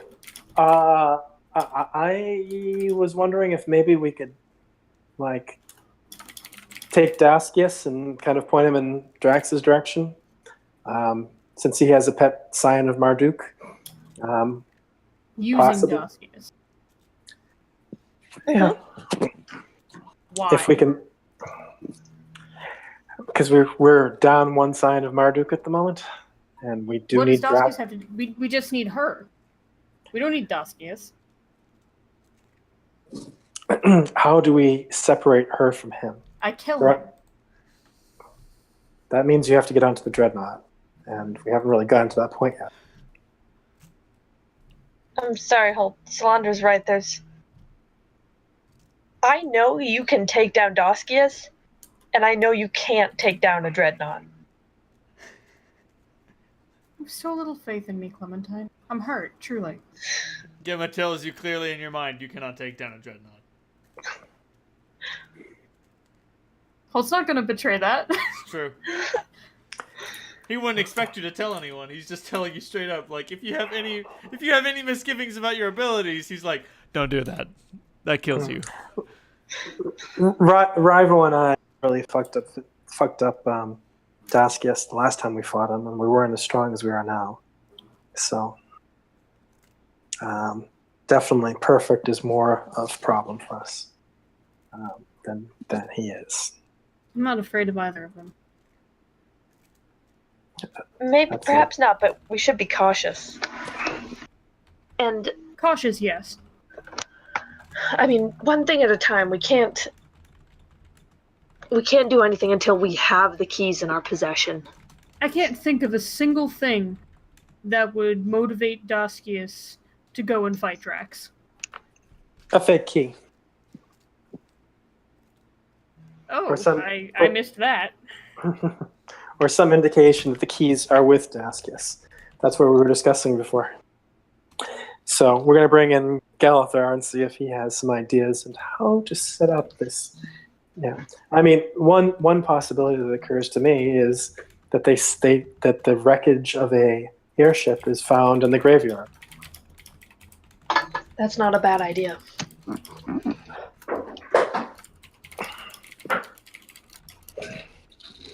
How to paint the picture appropriately, though, that's the question. If he didn't have that fucking ship. alas, he does have that fucking ship. That's a problem that we can take care of. We just need to get Dre's away.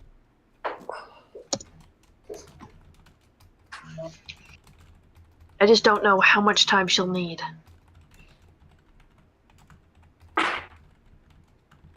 I mean, it entirely depends on, if she needs only a week, then we just don't tell Daskius that we got the key out. Let him exhaust his resources against the walls of the temple until until we can take him out, but we can't. Be right back, guys.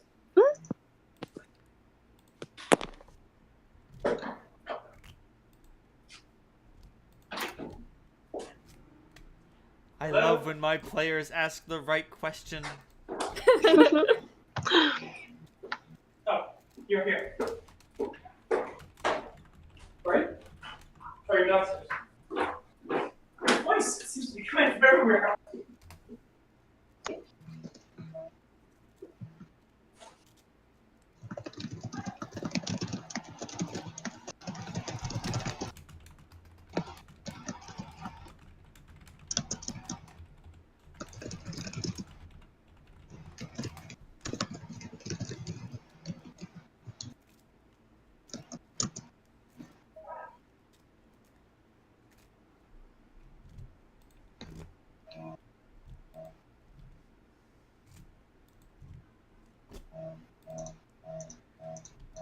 I'm just saying, Clem, with a sufficient pile of gold pieces, you can make anything look important. It's very true. Head of Vecna. Head of Vecna.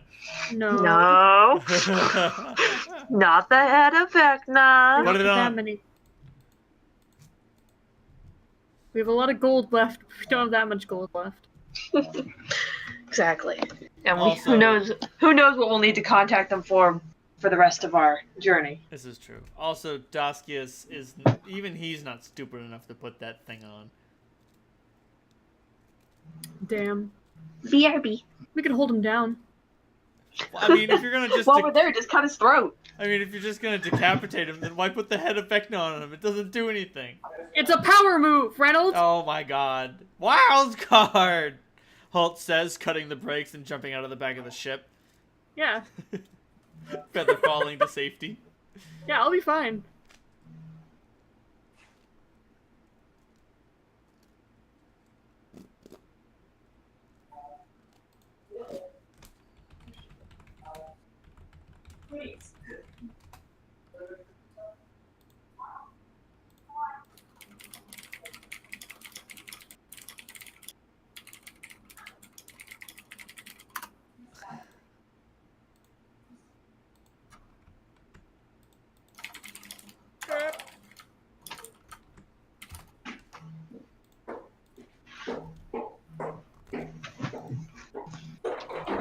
I am back.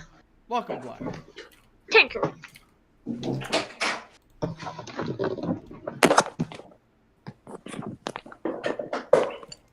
Thank you, Reynolds. You're welcome. Hey guys, sorry. Yeah, you're fine.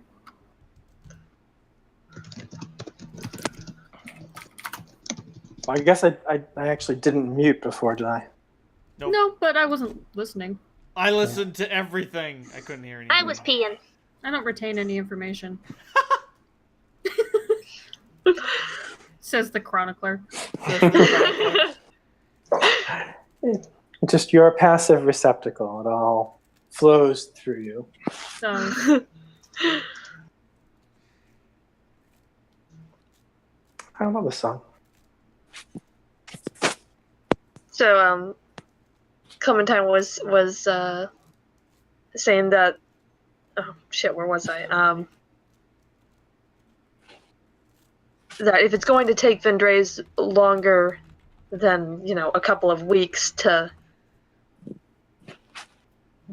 take down Daskius, then we're going to need to tell him that we have the keys, so he turns away from the temple before it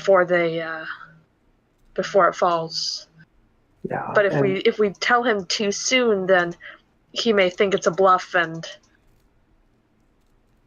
just stay and try and destroy it anyway. He may be willing to waste that time. Also, consider, he has 3 ships, and you only have 1. There's another fucking consideration is when we tell him that they're no longer at the temple and that's no longer his priority, he becomes a free-floating, either we confront him directly or he becomes this free-floating menace that's going to fucking threaten to destroy cities until we come and face him. That's exactly right. He's gonna So go I'm straight for Wind City. most likely. So as soon as we kind of release him, he becomes a fucking absolute menace. Right now he's pinned down, at least for a short time. If he's loose, that's the reason why I was talking about putting him, seeing if we could arrange him and Drax to hold each other in check for a while. Even if they don't destroy each other, at least they're keeping it. They could keep each other busy while we get our shit done.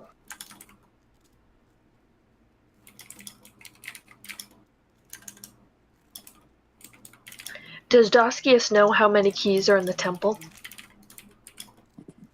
Not unless he has a spy there.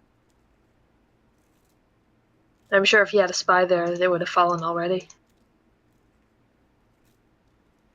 Wait. Hear me out. Mm. You're not gonna like it. Now I'm interested. Didn't you tell Tori to go to Aziz's temple? I did. And doesn't Tori owe the Chosen? Yeah. Oh, somebody's putting shit together! Oh, shit! Oh shit! I'm not Son of saying. a I'm bitch! just saying that if you're looking for a rat, there's our rat. Oh my. Holt, you're Oh my evil. god! Holt, you are on fire tonight! You're asking all the right questions, and you're making all the right points, and you're making all the right connections. It just takes me a while, guys. I promise I'm not stupid. I would never have thought that. But I thought the last time we had checked, Tori hadn't arrived at Aziz's temple. That was But we were also gone for 3 months. Oh yeah, I forgot about that. And anything can happen in 3 months. A startling betrayal can occur within 3 months. Oh my god, I'm so close to retraining. I can taste it. Solandra, you want so dearly to think that he wouldn't be that stupid. But you I know he is. if the money is too good, he will get stupid.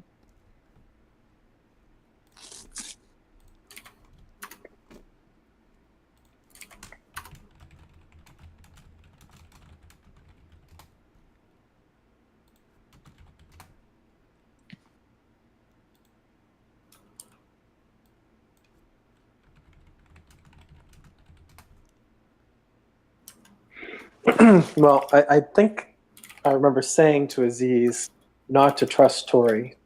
So that was the, particularly with the keys. And he had said something to the effect of he wasn't, that nobody would get near the keys. So I do remember this coming up at one point. Well, I wouldn't be worried about anyone taking the keys, like, physically. But knowing of their location and... Conveniently telling Doskius. Leaking that information.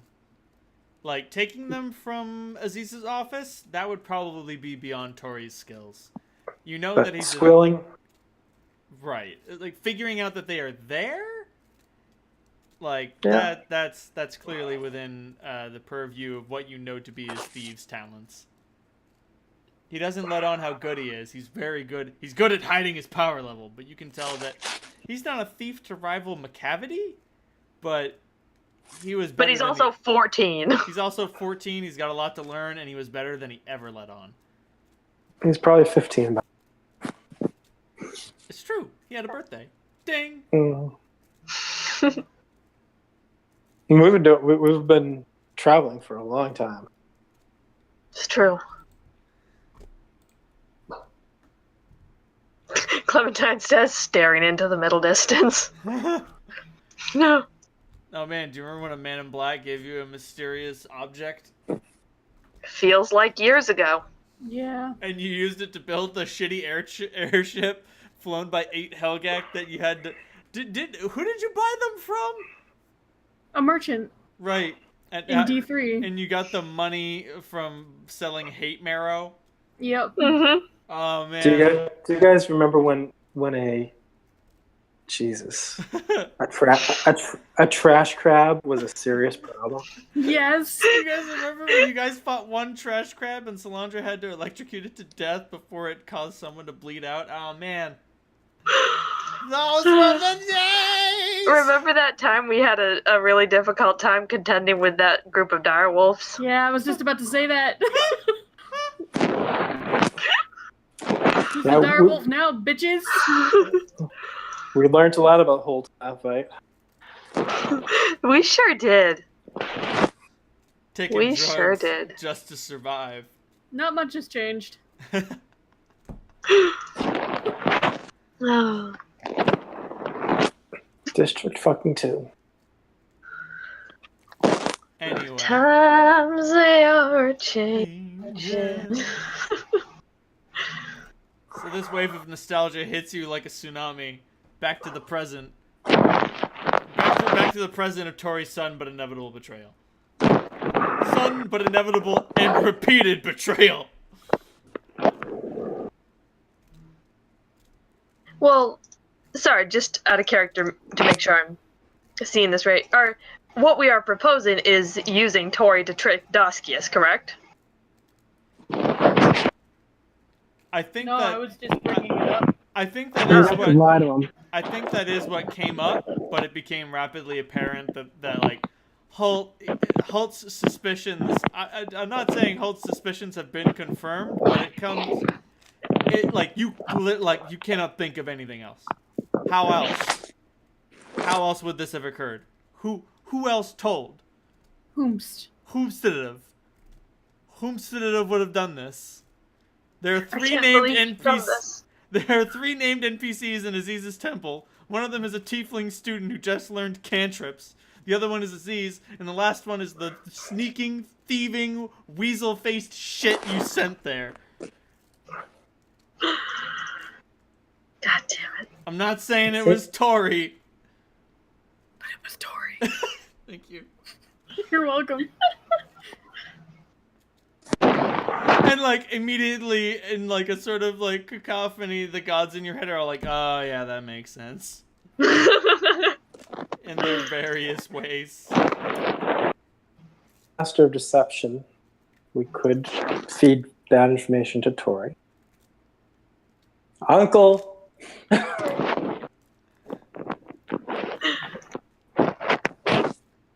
Let's bring Galathar into this. Oh. You call him on the comms. Uncle, we need some of your expertise. What you need? What's the problem, sweetheart? We need to come up with some incredible bullshit. Oh, you have come to the right man. What sort of web of lies do you need to weave? Well, we want to figure out some way of getting the chosen Armada, the 3 fucking ships that is as close to Armada as anybody has right now, to think that what they're looking for is in the graveyard. Okay. So, I mean, we know that we have at least one incredibly untrustworthy person at the temple who might be feeding them information. And we might, I don't know. I don't know how we'd plant wreckage of an airship, but if we could make it look like the airship crashed. But, again, this isn't my fucking expertise. All right. Thus. Okay. All right. So, if you want to make it look like a key is there, we're going to need a convincing... So, step 1, we need a convincing mock-up of the object in question. 2, if you want to leave a convincing line of breadcrumbs, we're also going to need to spend resources on that. And when it comes to leaking information, I can send out a couple words through my network. I'm not going to say no villages ain't going to get burned while they run around chasing their tails, but I will say they won't have enough time to go after a major urban center before one of my boys comes to them on his knees, paying his last favor to dear Galather, and spreading the word that this dipshit might find what he's looking for in one of the places where he can't get it. So maybe what we do is we take the keys. We don't tell Daskius anything. We don't let him know that we took the keys. But we let the word get back through Galthar's back channels. If you And can, then, we have the breadcrumbs for him to follow, so that he's locked down for a while at least.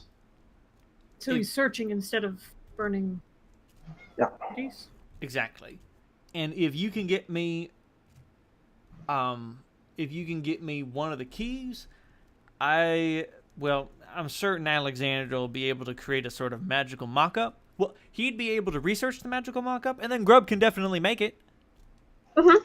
Bigger set pieces, though, that's gonna need some work. The more bigger set pieces we can get, the better. Well, we are in District 2. A district full of salvage. Building a death ray to take down a dreadnought, that takes a lot of time. Building a derelict chosen ship, that don't take too long. The tricky bit's gonna be towing it invisibly, but that's no problem. I mean, the last time Grub was building his ship, we just used a really big tarp.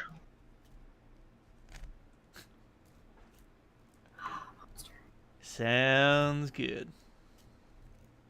All right, then. Hop to it, boys and girls. All right, guys. Are you ready to fly tomorrow? No. I'm sure I'll figure it out. Halt, you consider filleting your bastard sword. Yeah, it's on the list of... It's tempting. Dreadfully But I'm tempting. fine. He says, making a roll. I had to, it's the low key. It's the low key. If the dreadnought came up to us right now and fucking blew us out of the sky, Then my problem would go away. I'm just saying the problem would go away. You wouldn't have any problems anymore. I'd have different problems, but that's not what we're talking about right now. So I believe he already has his accommodations for his next role set aside. Is kind of comforting. The devil, If you you know, think about it. as it were. Yeah. I'm sure it could be worse. Yeah. Shut up, Salandra.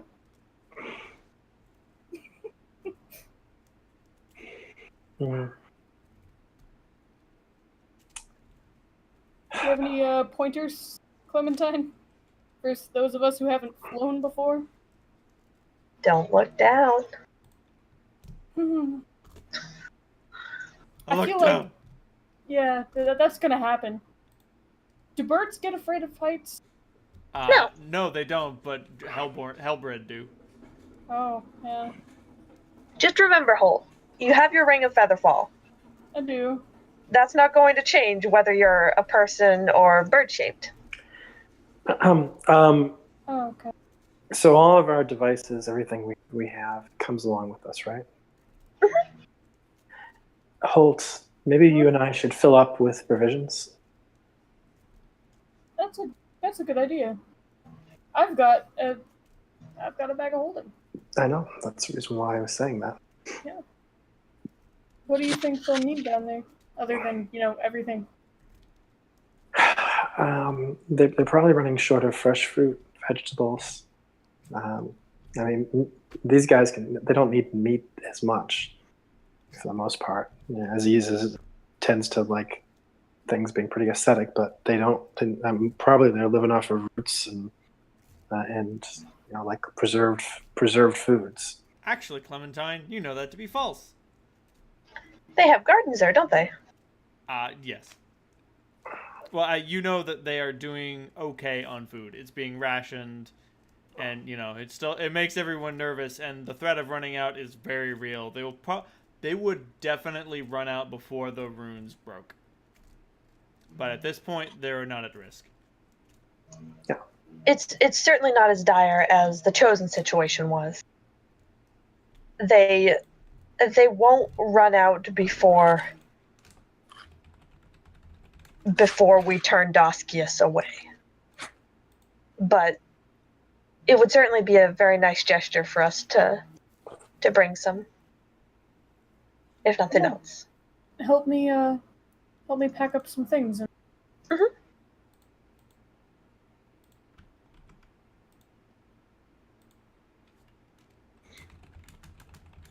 Kitchen adventure.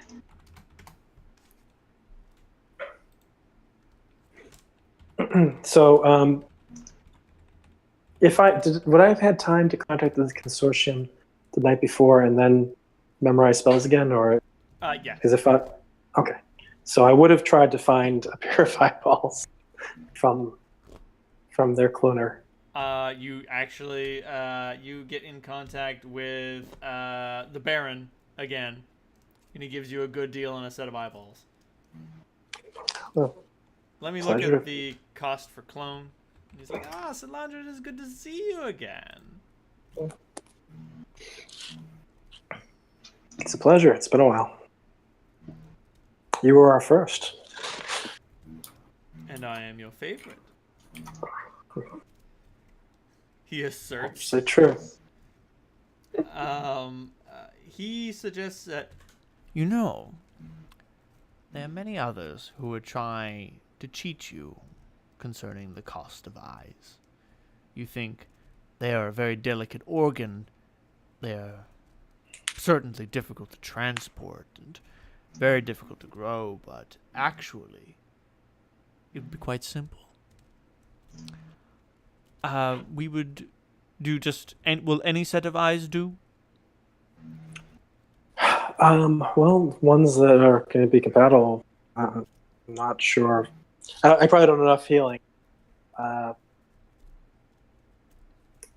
know the answer to that question, actually. Crap. You say one that would be compatible, and he's like, what do you intend to do with them? Give sight to someone who has never seen. That could be difficult. We have an expert surgeon and an expert cleric. Oh. That'll make things easier on your end. But as for ours, we need a piece of him. Hair, saliva, blood would be best.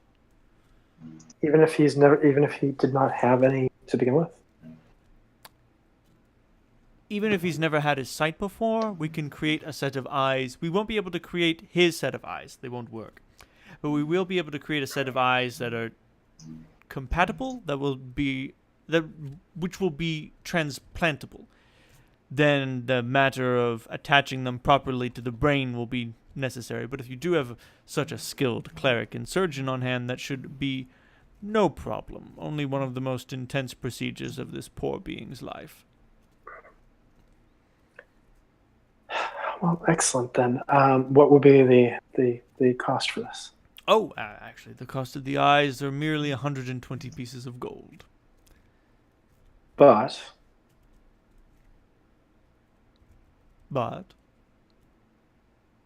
that's it?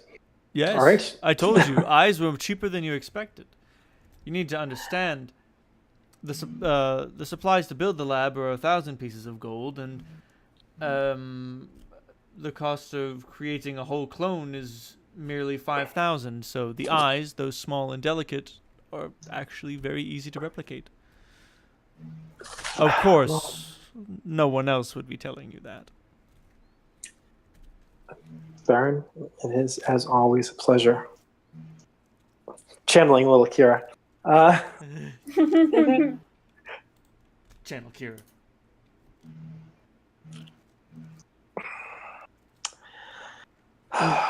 And I will return with the. Should I just contact any of your colleagues? Oh, if you could just bring me the vial of blood right now, that would be. I will. I go do so. Gunnar is like, you need my blood, and you're like, yeah, I need it to get you eyes, and he's like, done. And he just like holds out his arm. All right. Little cut into a little glass vial.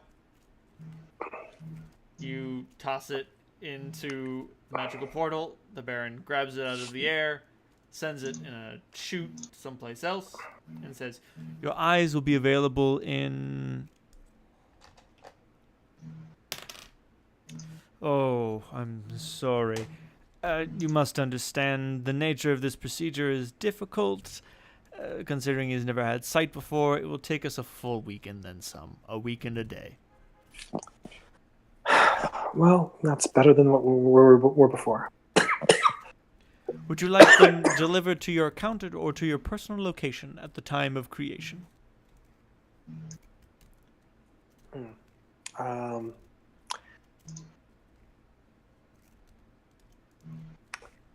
Could they be delivered to the personal location of the tissue donor? Yes, trivially. In that case, that would probably be the optimal. Sounds good. See you later, Solandra.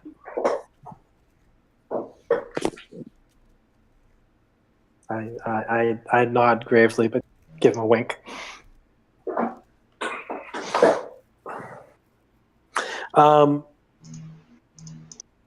So, yeah, Solandra was visualizing herself being underneath District 4 in the middle of like a fight, and the eyeballs appearing out of nowhere. Rolling around, trying to scoop them up. oh no, No. You'll have the decency to send them in a very durable jar.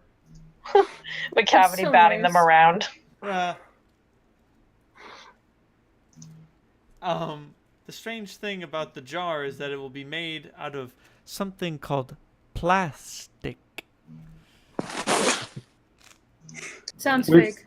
We've seen that in District 2. It's all over the place. That's fair. Fair enough. You actually know what it is.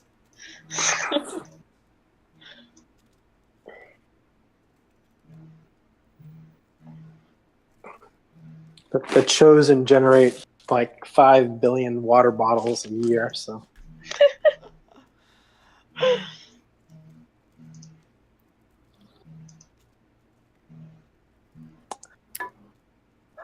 All right, well, I get my rest.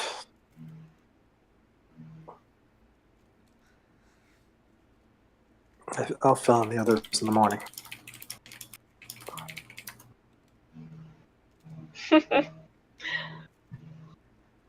Clementine goes to sleep. I've already tried.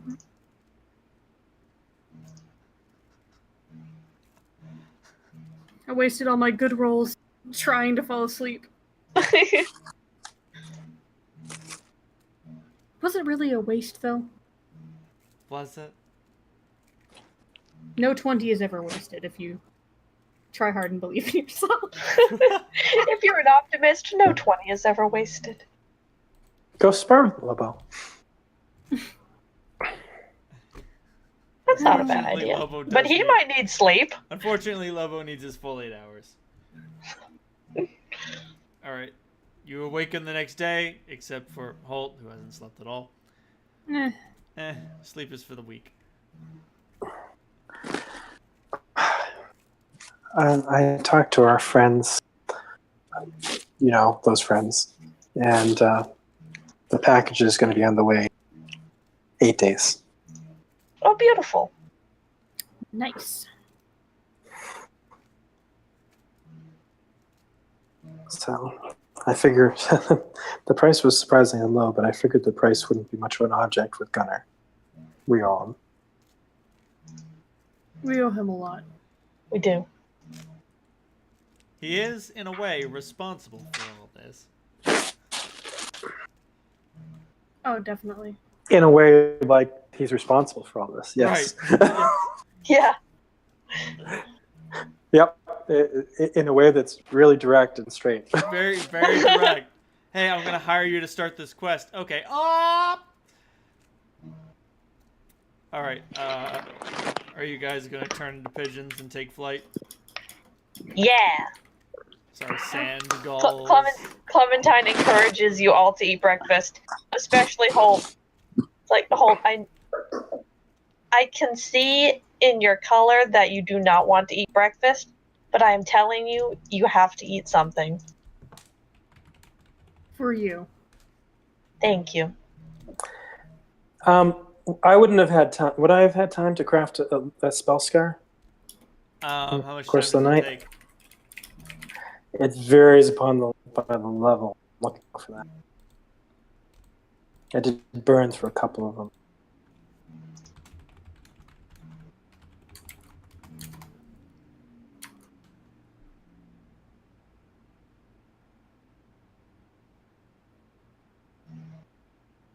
I'm telling you, if you want to just blow 1,000,000, you can just get an EMP and knock those ships out of the sky. Eh. I did look at that, remember? It's a tempting thing to look at.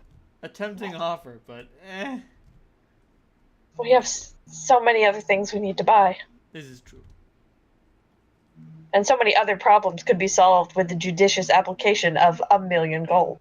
And 1,000,000 gold is a sufficient number of wizards. And that is a totally fair rebuttal. Hey, we destroyed these ships. What do we do about this thing? Oh no. Oops. Exactly. It's very nice to be able to have the consortium right on hand. If you're like, shit, we need eyeballs. Oh, we need this thing. Rather than blow our load on one big piece. One big piece that solves a lot of problems, but problem. like doesn't fix everything. Exactly. No, I don't have enough time. I'll need a day or so. Whoop, whoop, whoop.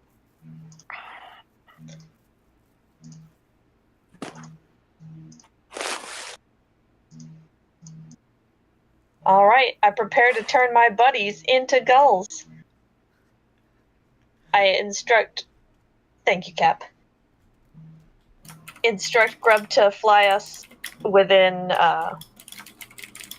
what do you say, like 40 minutes flight of Doskius' dreadnought? You work it out. Yeah, The it worked numbers out. are irrelevant. It all worked out. We did it. Yay. Clementine, how does this work? And before we transform, Yeah. can we transform back on our own, or what happens if you get knocked unconscious? Well, it only will last for 15 hours. So if I get knocked out for longer than 15 hours, or, die, it'll undo itself in 15 hours. Eventually. Okay. All right. One other question. I know a little. Well, I might answer this. Is that while we're polymorphed, if we get hit by something that would kill a pigeon, what happens to us? So here's the thing. So your massive damage threshold decreases with your size category. So let me look up a bird stat. Probably like 4 HP. No. You have more than 4 HP, but like the size category of like I don't know, a duck. Isn't that small? Small, I think? Tiny. I think it's tiny. Yeah, it'd be tiny. So if you take more than 20 hit points in damage, you'll need to make a fortitude save, and if you fail, you'll suffer massive damage and die. Okay. Cool. I mean, so don't go up against the dreadnought, but Because it's we're just gonna slip right by and slip on in. because it's 50 for medium, and then I'm gonna say 40 for small, and then 20 for tiny, and then what's the level below that? Is that diminutive? Diminutive. So that's 10, and then fine is like 5. If you're a fly and you take 5 or more damage, you might just fucking explode. Clem, if things look like they're about to hit the fan, no, that's not the right word. things look like they're going complete shit, just remember to change us back. Change us into something that isn't the size of a seagull. Actually, yeah, and never mind. The math works out linearly. So medium is 50, small is 40, tiny is 30, diminutive is 20, and fine is 10. Similarly, it goes up. Large is 60, huge is 70, gargantuan is 80, and colossal is 100. Just skip into 100 on that one. I mean, it's colossal. So big! So big. Like, how hard would you have to hit it for it to die in one hit? Nuke it. It's the only way to be sure. A crit, fully charged hit from Jakara? Yeah, that'd do it. That lightning bolt would go right into its brain, destroying its brain function, killing it utterly. And instantly. Anyway. Alright. Flying. Salandra, on the one hand, you love flying, and on the other hand, man, it sucks when you have to do it with wings. Like, it is just not as enchanting as your normal flight, because when you fly normally, you just sort of move in the direction that you wish. She pretty much dances. So, not... But now you gotta, like, flap your wings, and, it's a whole thing. work. Right, like, flying is supposed to be fun. This is obviously work. I visualize Salandra stark white gull, with a big black feather on her back. Oh yeah, a brother feather. That's so cute. Clementine, flying to you comes like breathing. The fuck is the problem? Easy peasy. Halt. Ah. I'm gonna need you to make a fly check. Oh god, okay. Okay. That's not a negative modifier. Can I assist? No. Hey, I rolled a 1, so that's a 2. Clementine, you have some bad news. Halt is losing altitude fast. I'm gonna dive towards Holt and kind of nudge him and show him, try and instruct in bird form how to stop doing that. Halt. How to lose less altitude. Halt. Roll a will save. Okay. That's a 23. You know what? All right, I just need to hold my shit together. Pay attention. Make an intelligence check. Oh god. Crap. I'm positioning myself underneath, below. 5. Wait, no, this is a wisdom check. My bad. Oh, a wisdom check? Yes. As much as I would like for you to be rolling an intelligence check so I can make fun of how dumb you are, the nature of this learning is definitely wisdom based. So do I get to re-roll it? Of course you do. Okay.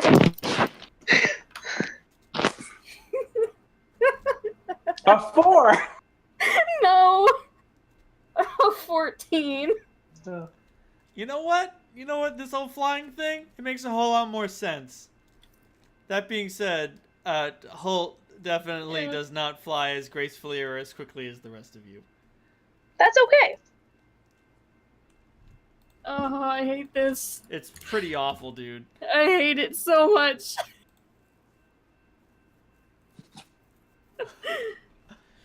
Oh, God. It's a big, strangely scaly. Yeah, no, Halt in eagle form looks weird, and in gull form. And in gull form, his appearance betrays that there is something very strange about this gull. Anyone who looked at it with any level of scrutiny would be like, is that a fucking demon gull? Should I kill it? I throw holy water at it.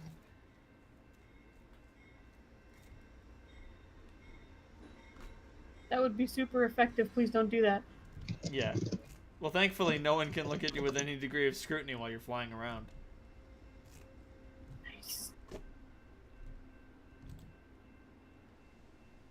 Huh. I managed to not crash so far. You managed to avoid drowning. Good job.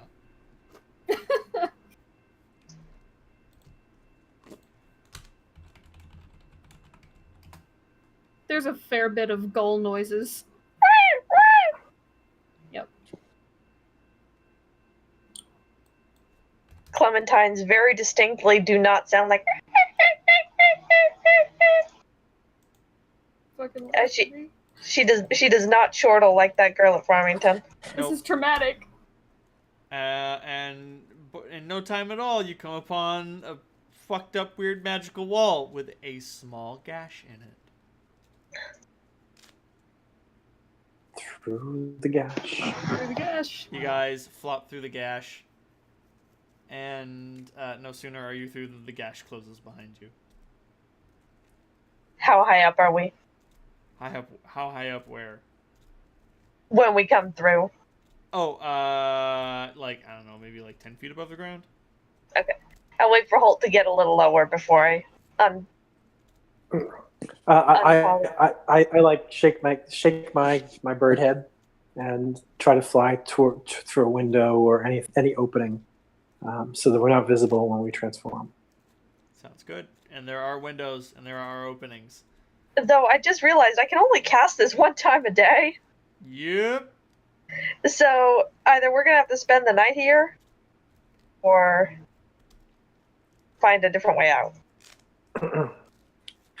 Well, if you didn't transform it, Clem's thinking this. Oh no, I've got B shape. I wouldn't have polymorphed myself. I would have just wild shaped. okay.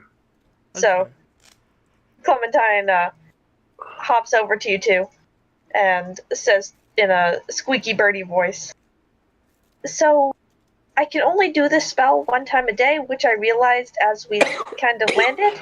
I can transform back, but either we're going to have to spend the night here, or find a different way out." Can we communicate with her? Alternatively, no. Alternatively, you guys could remain in gull form for the entirety, and then leave the way you came in. I try to explain to Clementine that we need my bag of holding, which is somehow melded into my bird body, but all that comes out is some gull noises. Well, the thing It'll so the look weird pretty thing suspicious is, if the gull. Go on. If gulls are carrying the keys out, yeah, because if we don't transform, we can't put them away. So. I mean, you could actually fit. Oh no, they're too big. There's no way you could fit them in your mouth. You're not like pelicans. We'd have to... That would have been a great idea. If you were pelicans, you could literally just fit them in your mouth. And because of how weightless they feel to the appropriate scion, you wouldn't even have to worry about that. That's true. That being said, so there's a weird language barrier. So, like, Salandra and Holt, neither of you speak gull or any animal languages natively. As such, when you try to speak common, what comes out of your mouth is gull noises, but because you don't speak gull, you don't even know what you're saying. It's like Clementine laughs as one of you accidentally tells her a joke.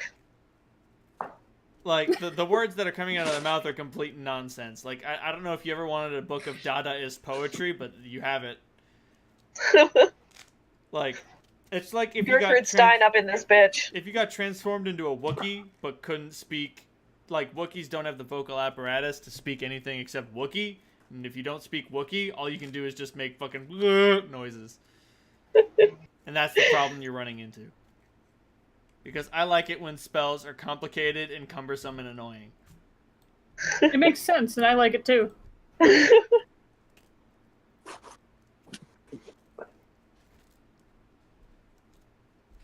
So, that being said, because Clementine, what's the feature you took that allows you to speak as an animal? Wild speech. Because Clementine has wild speech, even if she wasn't a seagull, even if she, like, here's the thing, you also just instinctively understand, right, if Clementine didn't have wild speech, she would be talking in gull, which she would be able to speak and understand, but neither of you would. Though Clementine probably just untransformed and is speaking to you in common. No, Solandra specifically used intense gull body language to be like, don't do that. No, not until we get inside. For her and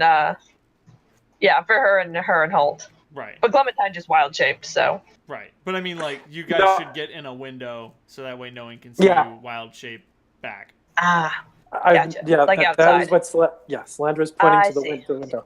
Right. That being said, Holt, I'm going to need another flag check. Oh boy. Oh. A 6. Oh, Christ. So if any chosen were looking, I'm not saying that there are. I'm not saying that there aren't. They are watching this sand gull have the hardest fucking time getting in through a window. Like, Holt, you had a hard enough time flying, and now that you're on the ground, taking off is proving incredibly difficult. Eventually, you just sort of like manage to hop up to it and like flap your wings, and even then, like, you have to like grab on to the sill of the window with your beak and get a leg up, and then when you get a leg up, you get a wing up, and then you just sort of like pull yourself in, and like it's like a human who has been transformed into a bird trying to use his bird parts as human parts, and it's just going very poorly.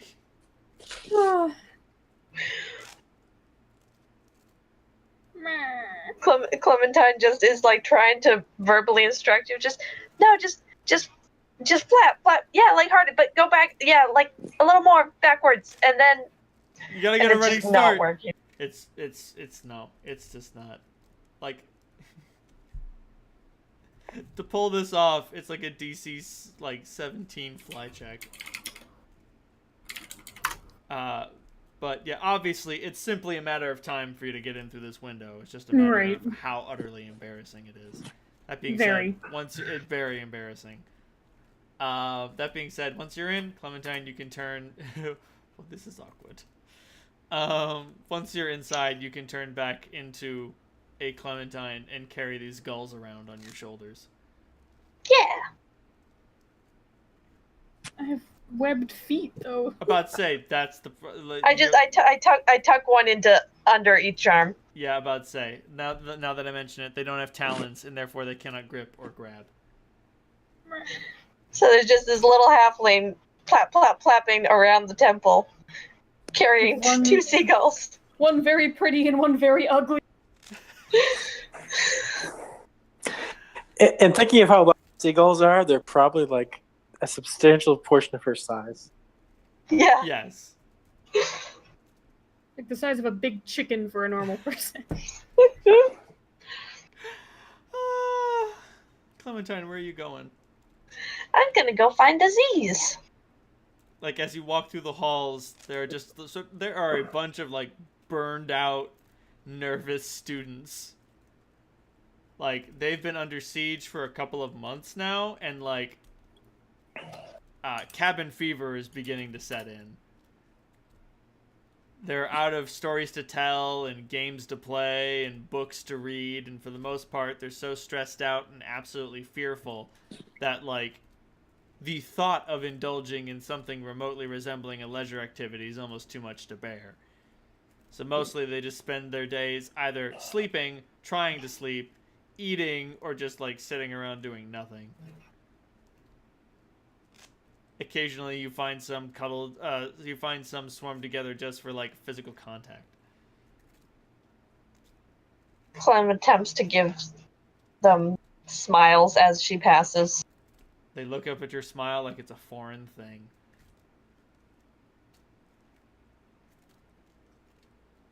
Has anyone seen Aziz?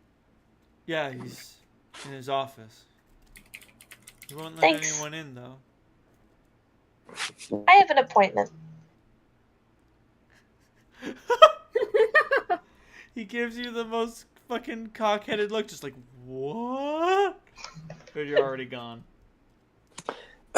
With my little birdie, I'm looking toward. Oh, make a perception check.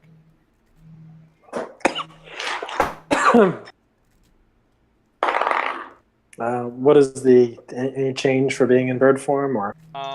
Actually, it goes up by 3 because of your sharp gull eyes. Cool.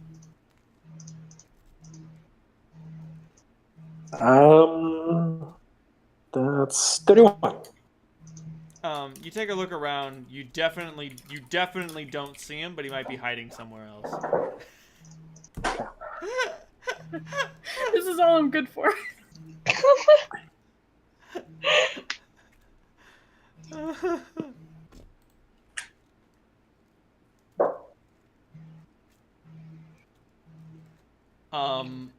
Clementine, as you approach Aziz's office, make a perception check. You got it.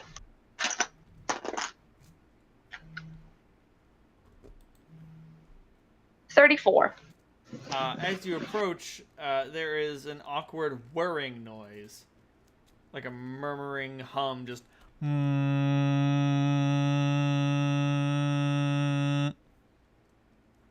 What the hell? Don't like that noise. I kind of attempt to plug my ears, and then I realize I'm holding 2 seagulls. And so kind of squish them in the process. This is super uncomfortable for everyone.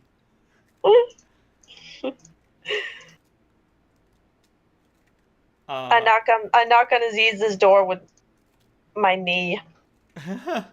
There's no response. Aziz! Kick, kick, kick. There is no response. I shout louder. Aziz! There's no response.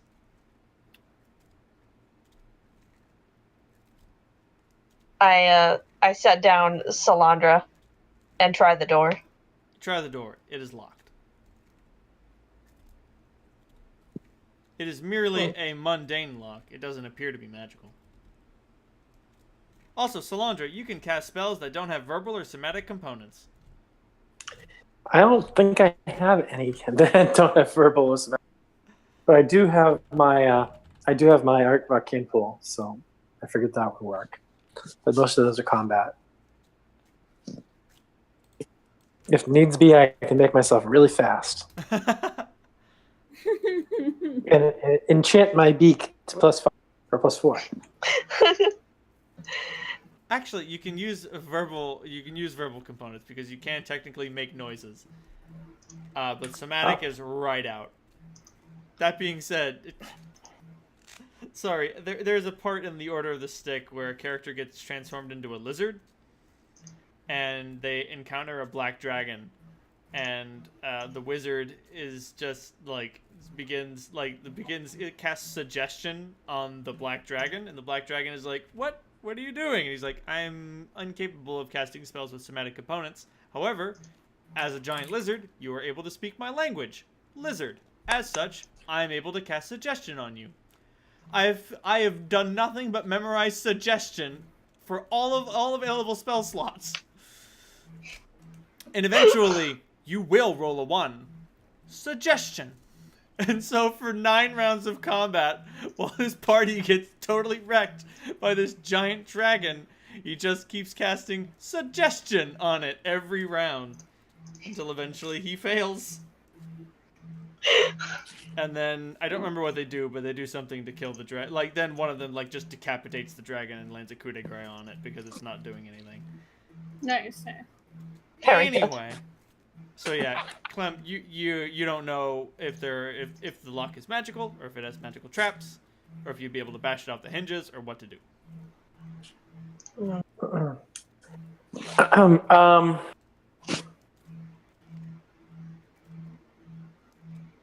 I look at the door and peck at it.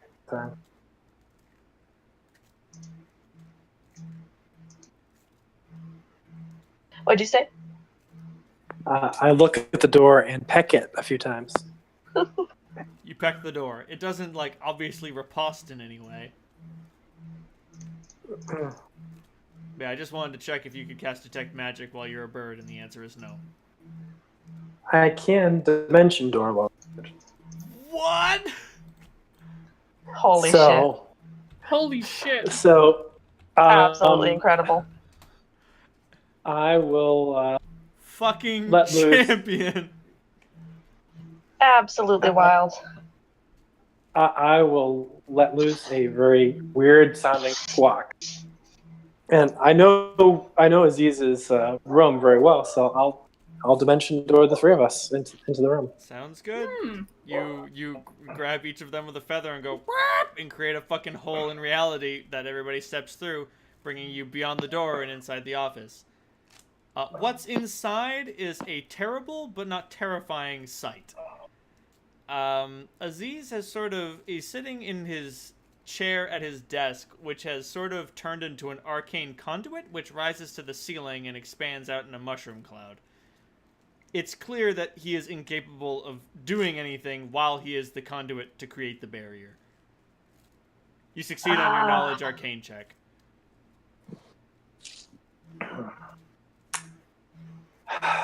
His concentration. Oh, never mind. Can't say quack, quack, squawk.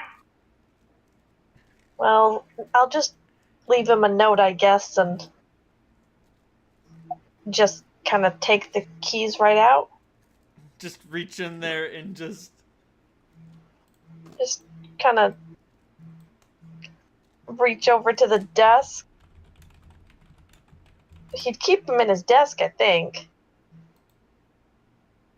I look to Solandra for a squawk of confirmation. I know. I thought he had them in another room. That was arcane. Those warders. Like another closet or something in here. Am I misremembering? I can neither confirm nor deny. I think you're correct. They weren't like in his desk or anything. They were in some corner of his fucking library, like personal collection. Right. Like we set them down and went into the vault. We didn't move them from where we set them down. We're like, okay, we're gonna go to the summit now. He was like, okay, they'll be safe here. He was like, oh shit, I can't move them now. Well. Oh shit, I can move them, but they're exceptionally heavy. Right. So we know where we, because we had to leave them wherever they are. So.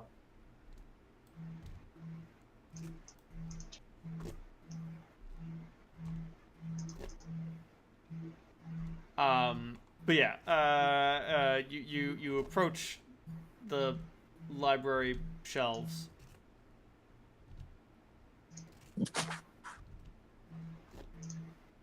Hop. I pick you up. Tap, tap, tap. Squawk.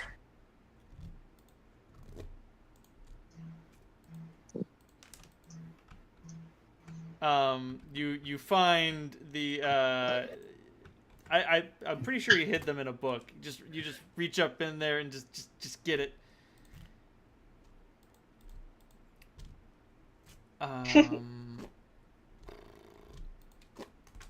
Let me see if I can find a random book name generator. Book title generator from fantasynamegenerators.com. Oh god. Let's see if I can find the right one. Yep. Solandra, you remember what books he hid each one in. Which keys does he have? Kira's and Gemma's? He has 3. No, you kept Dogo's key under the earth out in the Hell Jungle. Oh, I thought we consolidated them. No. Nope. Didn't we go to the Hell Jungle? Yeah, now you just have it. Oh, okay. I think we have Dogo's key on the ship now. Yeah. Or I think I have it on my person actually. Yes.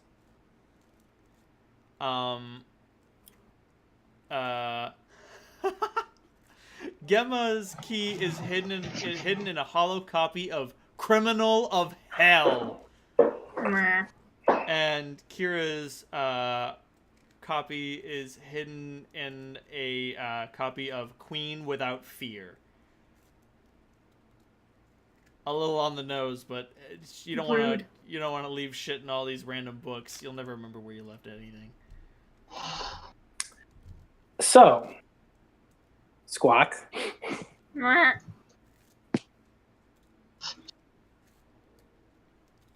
Now the matter of getting out. Salandra tries to shrug in her gull form, and it looks really weird. Because how are we moving keys? I Well, can take a little scarf and fold it into a little package. that's doable. Do you create a little scarf for each of them? Yeah. Oh, Oh. shucks. You each have a little papoose with your keys in them. They feel warm and thankful to return. Although Clementine, this does now beg the question of how Free got an opportunity to speak with Aziz, but that was yesterday. This is today. Just one question. Another spell I can do with just verbal components. These wards, do they block teleportation for both in and out? Bokab is sophisticated enough to create barriers that block teleportation in, but not out.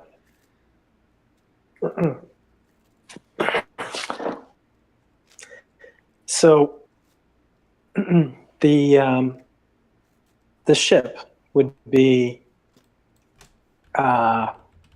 very familiar at this point, right? Yes.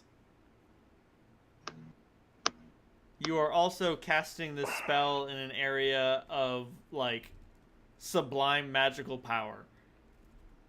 Hmm. With a goddess who happens to like you. Like, you could cast regular teleport, and you would have to be extremely unfortunate to fuck this up.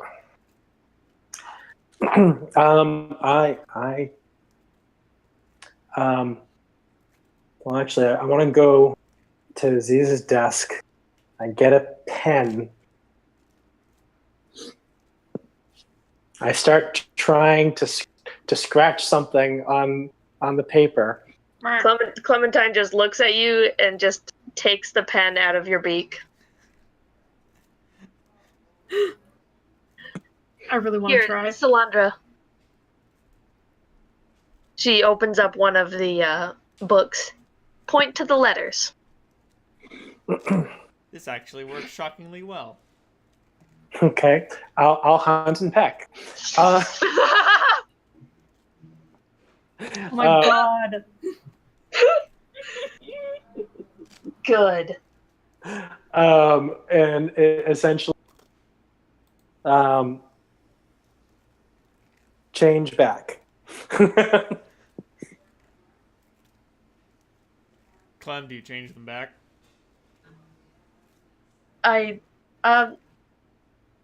Salandra, if I change you back, I won't. TELEPORT. What'd you write? Teleport. Oh, okay. I changed them back. Oh, man. Weird. Fuck.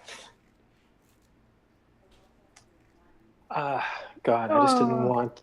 I'm sure Aziz can hear, and I don't, essentially don't want to go without, telling him what we're planning, so he knows we're not leaving him completely screwed here. Also, we need to tell him to be fucking wary of Tori if Tori's still around, and that he may have been behind all this. So hopefully he has ways of people. We think so. Yeah. So, Aziz, man, you're last of my old friends except for Grant. Thanks for it all. We'll get this fucker off your back as soon as we can. His shape within the magical vortex unleashes a smile. And keep an eye on that little Tori. You might want to feed him some information at some point that we might be heading to the graveyard to negotiate with Drax. Oh my.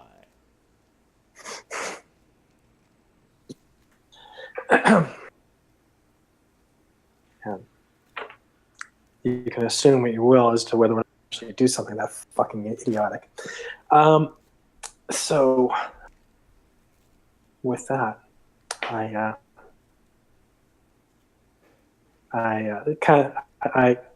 very discreetly blow Aziz a kiss, and let's get the fuck out of here, and teleport us back to the ship. Zip zop, super zop.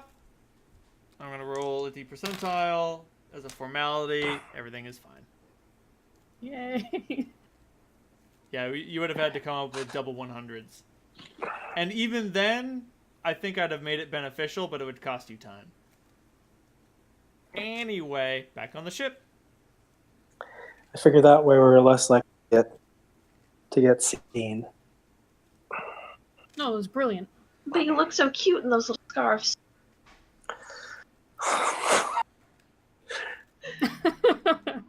Oh, you did a really good job. You are a terrible liar. No, you did. You didn't get hurt, which is more than I could say for my first line. I flew into a window. No, you flew into a wall. You kind of crawled into a. Well, no one saw that but you. That being said, your conversation is interrupted as Grub comes over on comms. Battle stations, everyone! Red alert! Oh, shit. And that's where we're gonna end it. Fuck. Oh boy. Hooey. Alright. Hooey. Y'all get... Okay, so y'all get 5,000 experience points for a great session, and then an additional 15,000 experience points for retrieving your keys. And 15,000 experience points, like, not in addition, but just like in total for like getting the keys, asking important questions. Like you guys were on fire this session, coming up with inventive solutions that would allow you to avoid detection and implement like really good strategies. And you also made really good use of your NPCs to be like, hey, which one of you fuckers can do this? That being said, teleporting out of the temple definitely triggered an alert. Oops. But I mean, like,